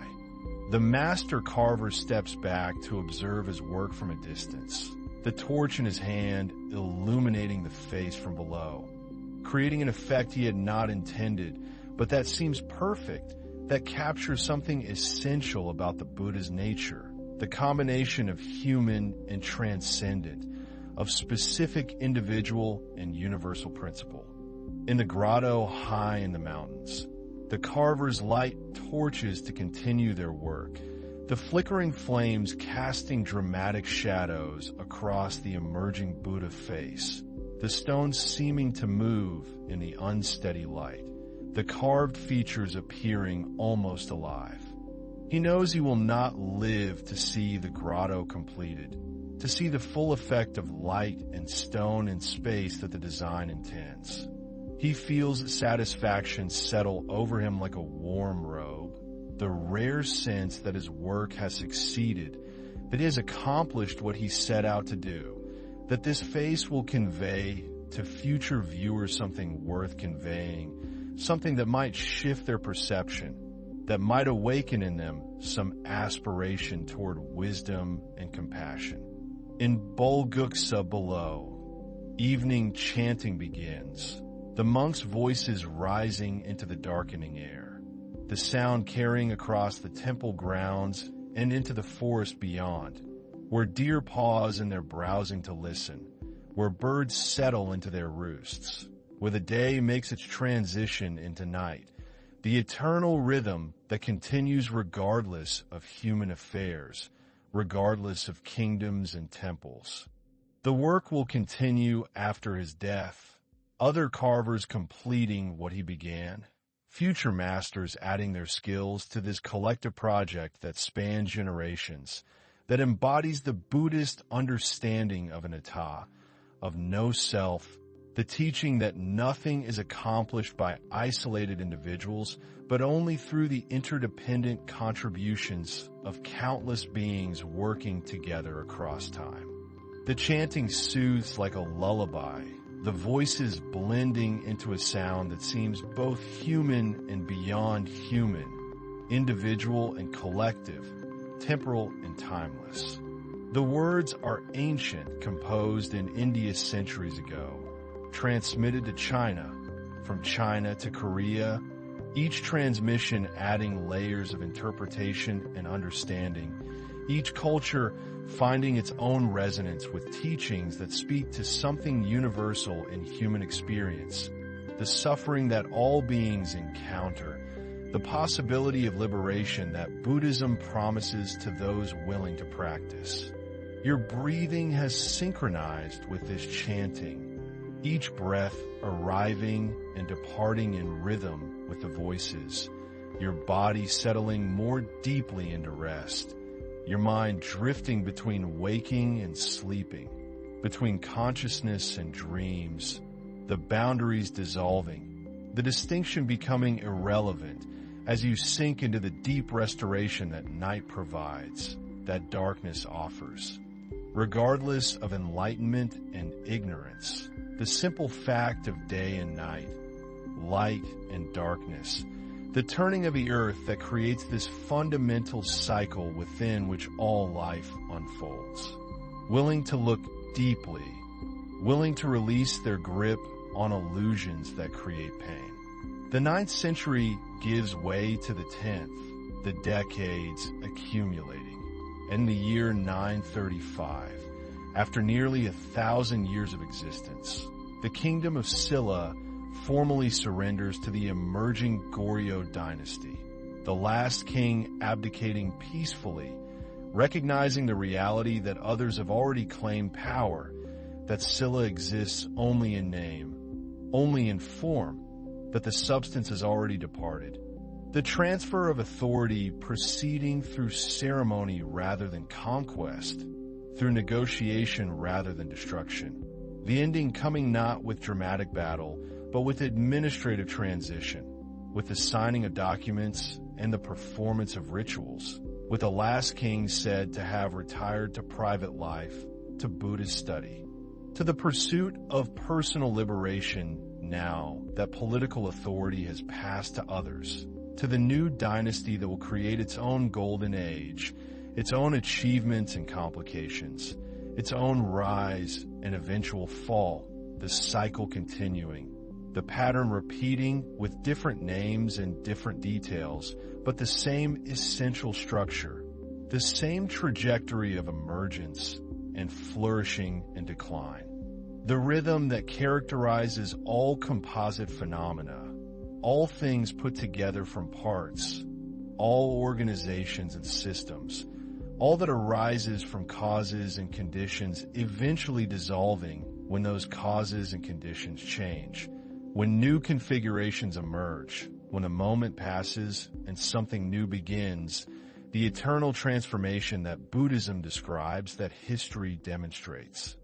That your own direct experience confirms in every moment of change, every transition, every loss, and every new beginning, the fundamental impermanence that wisdom recognizes and accepts, that ignorance resists and suffers from resisting, that middle way of acknowledging reality while not becoming attached to any particular form, any particular arrangement, any particular kingdom or achievement, recognizing that all serve their purpose in their time and pass when their time completes, pass peacefully when allowed to pass, when not grasped and clung to beyond their moment, when released with grace and gratitude for what they offered, for the beauty they created, for the wisdom they preserved, for the lives they sheltered, for all the good they accomplished during their existence.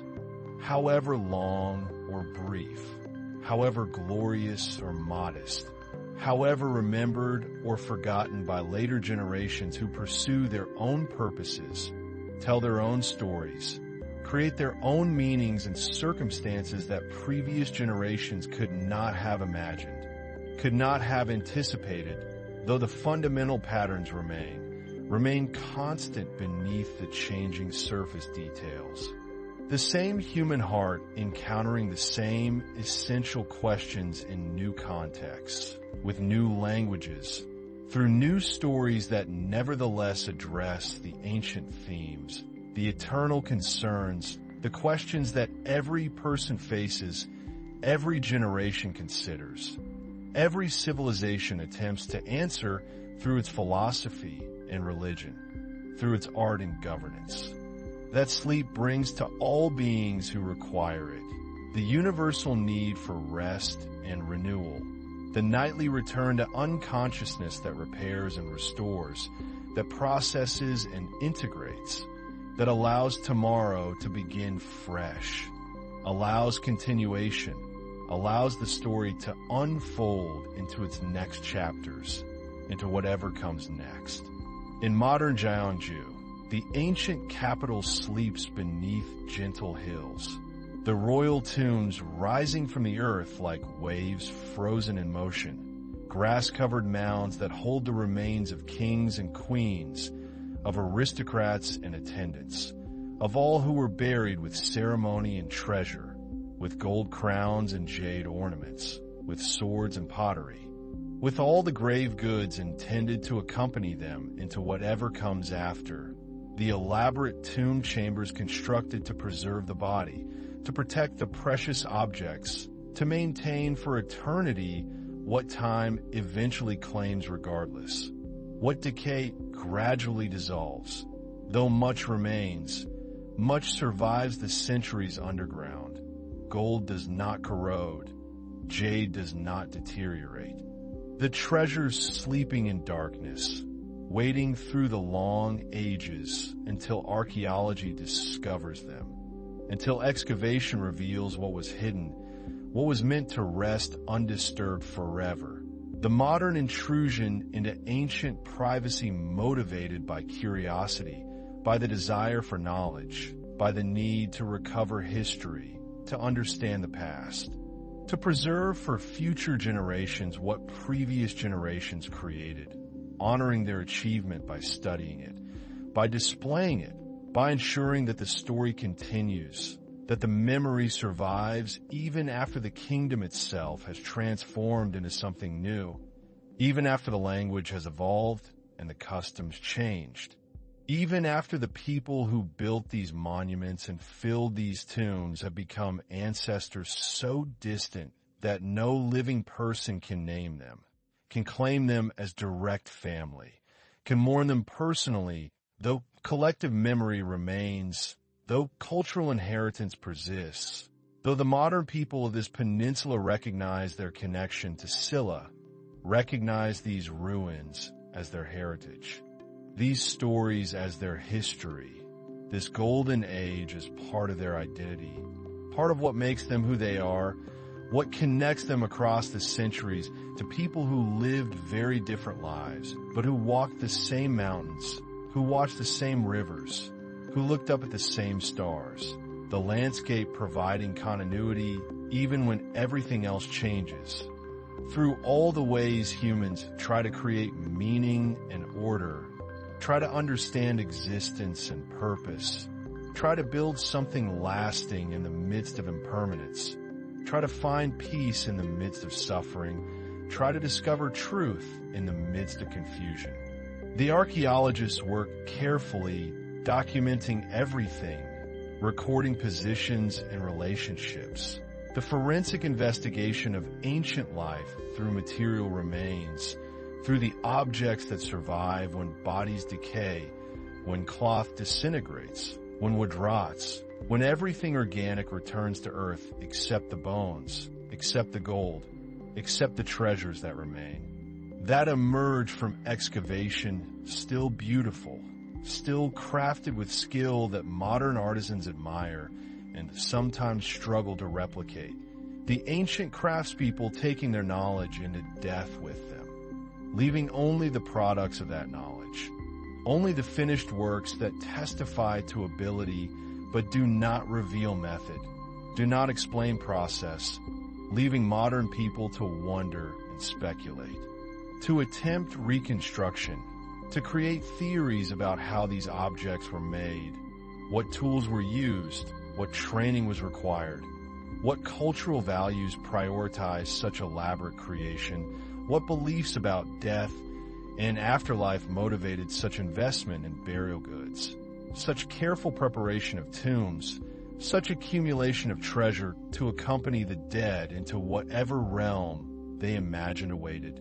The mystery of consciousness that all humans face, all cultures address, all religions attempt to explain, the question of what happens when breathing stops, when the heart falls silent, when the person who inhabited this body departs or dissolves or transforms, the greatest mystery that no one has returned to explain with certainty, that remains beyond proof, beyond verification, beyond anything except faith and hope and the stories that cultures create to make death meaningful, to make death bearable, to integrate death into life in ways that allow living to continue, allow those who remain to cope with loss, to grieve, and eventually return to ordinary existence, to continue their own lives until their time comes, until they too face the transition that awaits everyone. The mountains remaining while kingdoms rise and fall, the valleys maintaining their shape while civilizations transform, the natural world indifferent to human concerns, indifferent to history and achievement, simply existing, simply continuing, simply being what it is regardless of what humans do or build or accomplish or destroy. But Gyeongju does not feel like death. The ancient capital transformed into peaceful parkland, into quiet streets lined with traditional houses, into a small city where ordinary life proceeds among the monuments, where children play near ancient tombs, where lovers walk beneath cherry blossoms in spring, where elderly people sit on benches and watch the seasons change. The ordinary human life continuing in places where extraordinary history unfolded, the living and the dead occupying the same space in different times, the centuries layered like pages in a book, each generation adding its page, its moment, its contribution to the accumulated story, the palaces long since turned to ruins, the great halls reduced to foundation stones, the elaborate gardens returned to wilderness or transformed into different gardens, into modern parks that preserve some sense of the past, while serving present needs, serving tourism and education, serving the living people who visit to wonder at what came before, to imagine the golden age, to picture the elaborate ceremonies and busy markets, the palace intrigue and artistic achievement, all the drama and accomplishment that history records or legends embellish, the past becoming whatever the present needs it to become, whatever story serves current purposes, whatever heritage contemporary identity requires, the past endlessly reinterpreted, endlessly rediscovered, endlessly transformed through the lens of present concerns, present questions, present uncertainties that look to history for guidance, for precedent, for the comfort of continuity, for the assurance that others have faced difficulties and survived, that golden ages have emerged from dark times, that decline does not preclude renewal, that endings enable new beginnings, that the story continues even when particular chapters conclude, even when kingdoms fall and dynasties change, even when languages evolve and borders shift, even when everything seems to transform into something unrecognizable, still some thread connects past to present. Still some inheritance passes from generation to generation. Still some essence persists beneath the changing surface, or so people hope, so cultures believe. So the human need for meaning and continuity creates stories that link now to then, that make sense of change, that transform loss into legacy, that find value in what previous generations built, that honor what previous generations achieved while building something new, something different, something appropriate to present circumstances rather than simple reproduction of the past. The creativity that each generation must exercise, must develop, must apply to its own unique situation, its own challenges and opportunities, its own moment in the long story that extends beyond any individual life, beyond any single generation, beyond any particular kingdom or civilization, the human story that continues, that accumulates, that layers moment upon moment into the vast archive of all that has occurred, all that has been attempted, all that has been learned, all that has been loved and lost, all that has been created and destroyed, all that has been hoped and feared, all the living that has filled the centuries with meaning and purpose, with suffering and joy, with the full range of experience that consciousness enables, that sentience provides,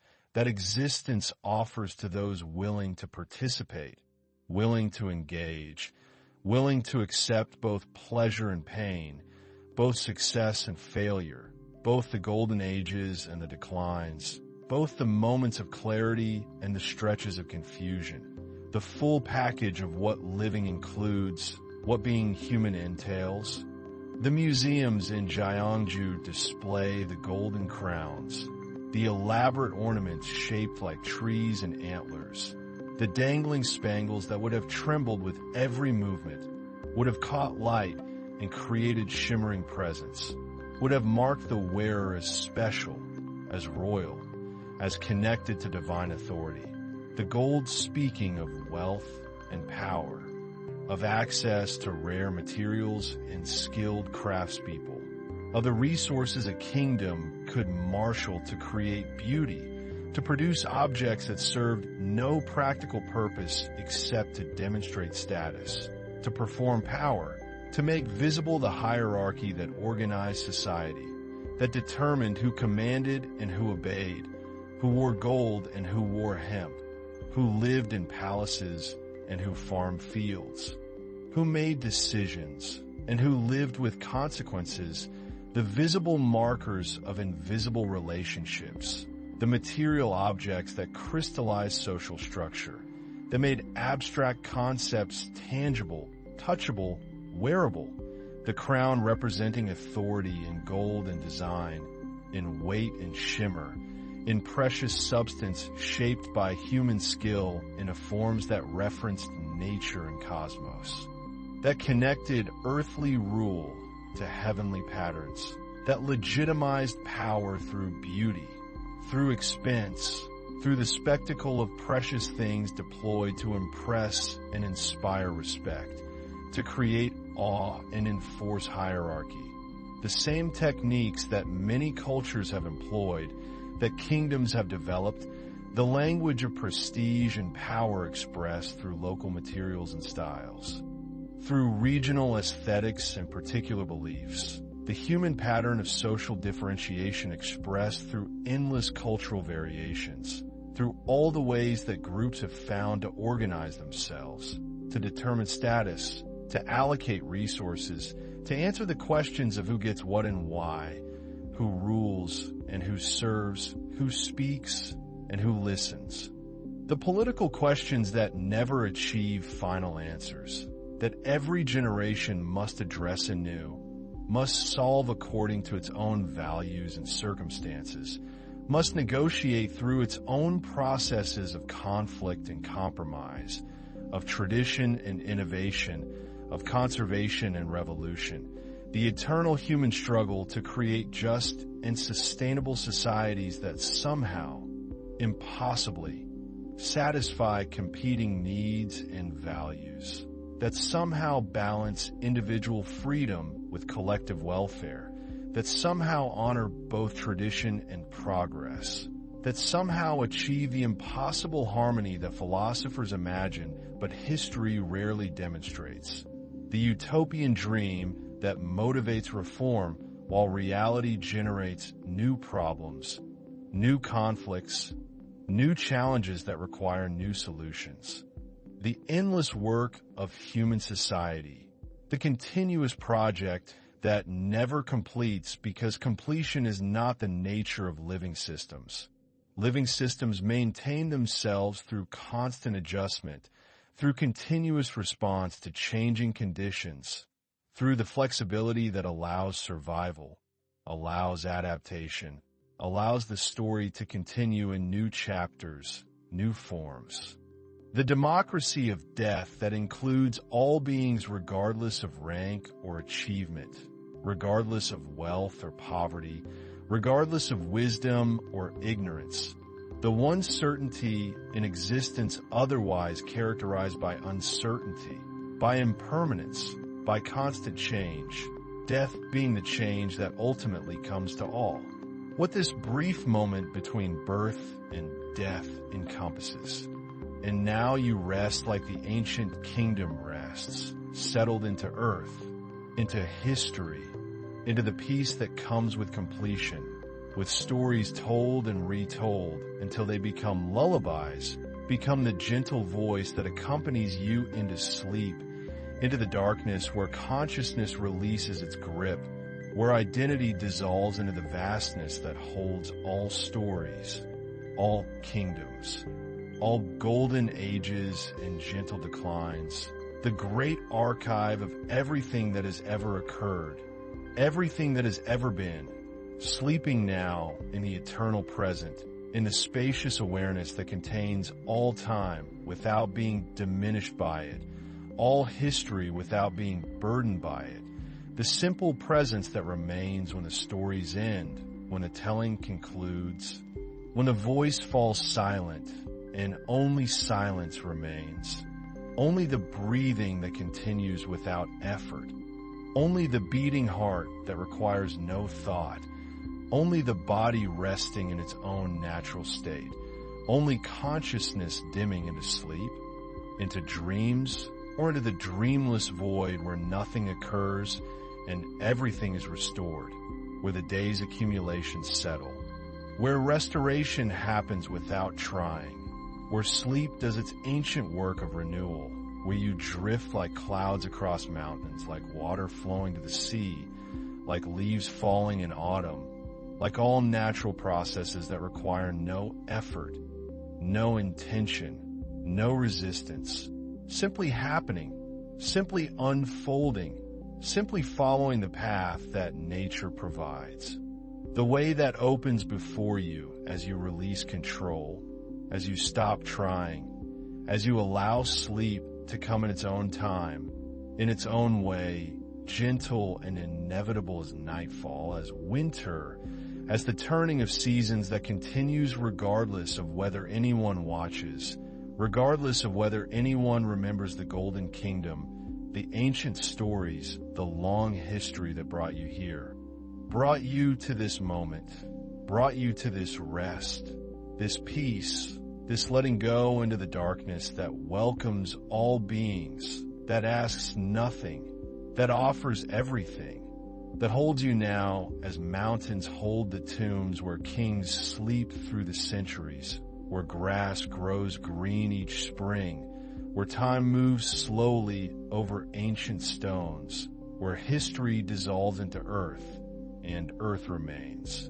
Patient and eternal, holding everything that falls, everything that returns, everything that completes its journey and comes home to rest beneath the unchanging stars, beneath the quiet sky, beneath the vast silence that contains all sound, all stories, all kingdoms and golden ages, all the rising and falling, all the effort and achievement, all the building and dissolving, holding it gently while you sleep, while you rest, while you drift into the peaceful darkness where nothing needs to happen, where you need not be anyone, need not remember anything, need not carry any burden from the ancient world or the modern world or any world at all.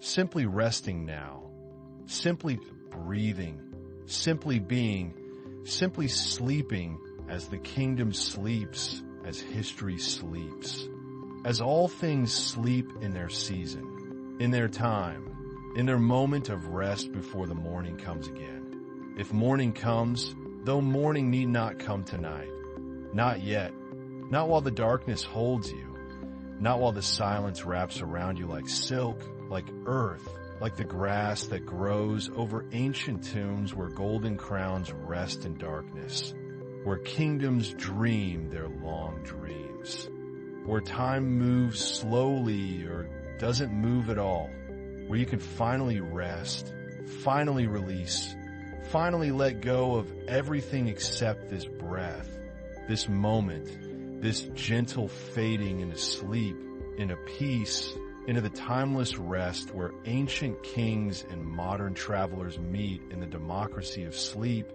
in the equality of rest, in the shared darkness that embraces all, that asks nothing, that gives everything, that holds you now as you drift deeper into the quiet spaces, into the silent places, into the sleep that waits at the end of every story, at the end of every day.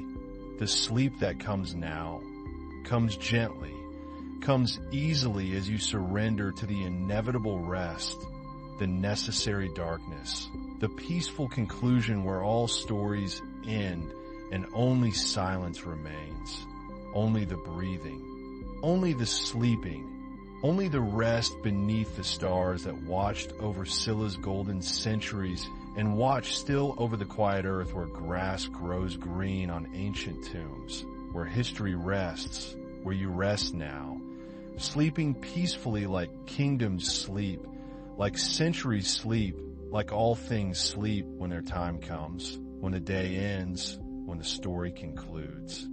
New expressions of the same fundamental project of human flourishing, human meaning, human connection across difference and distance, across time and transformation.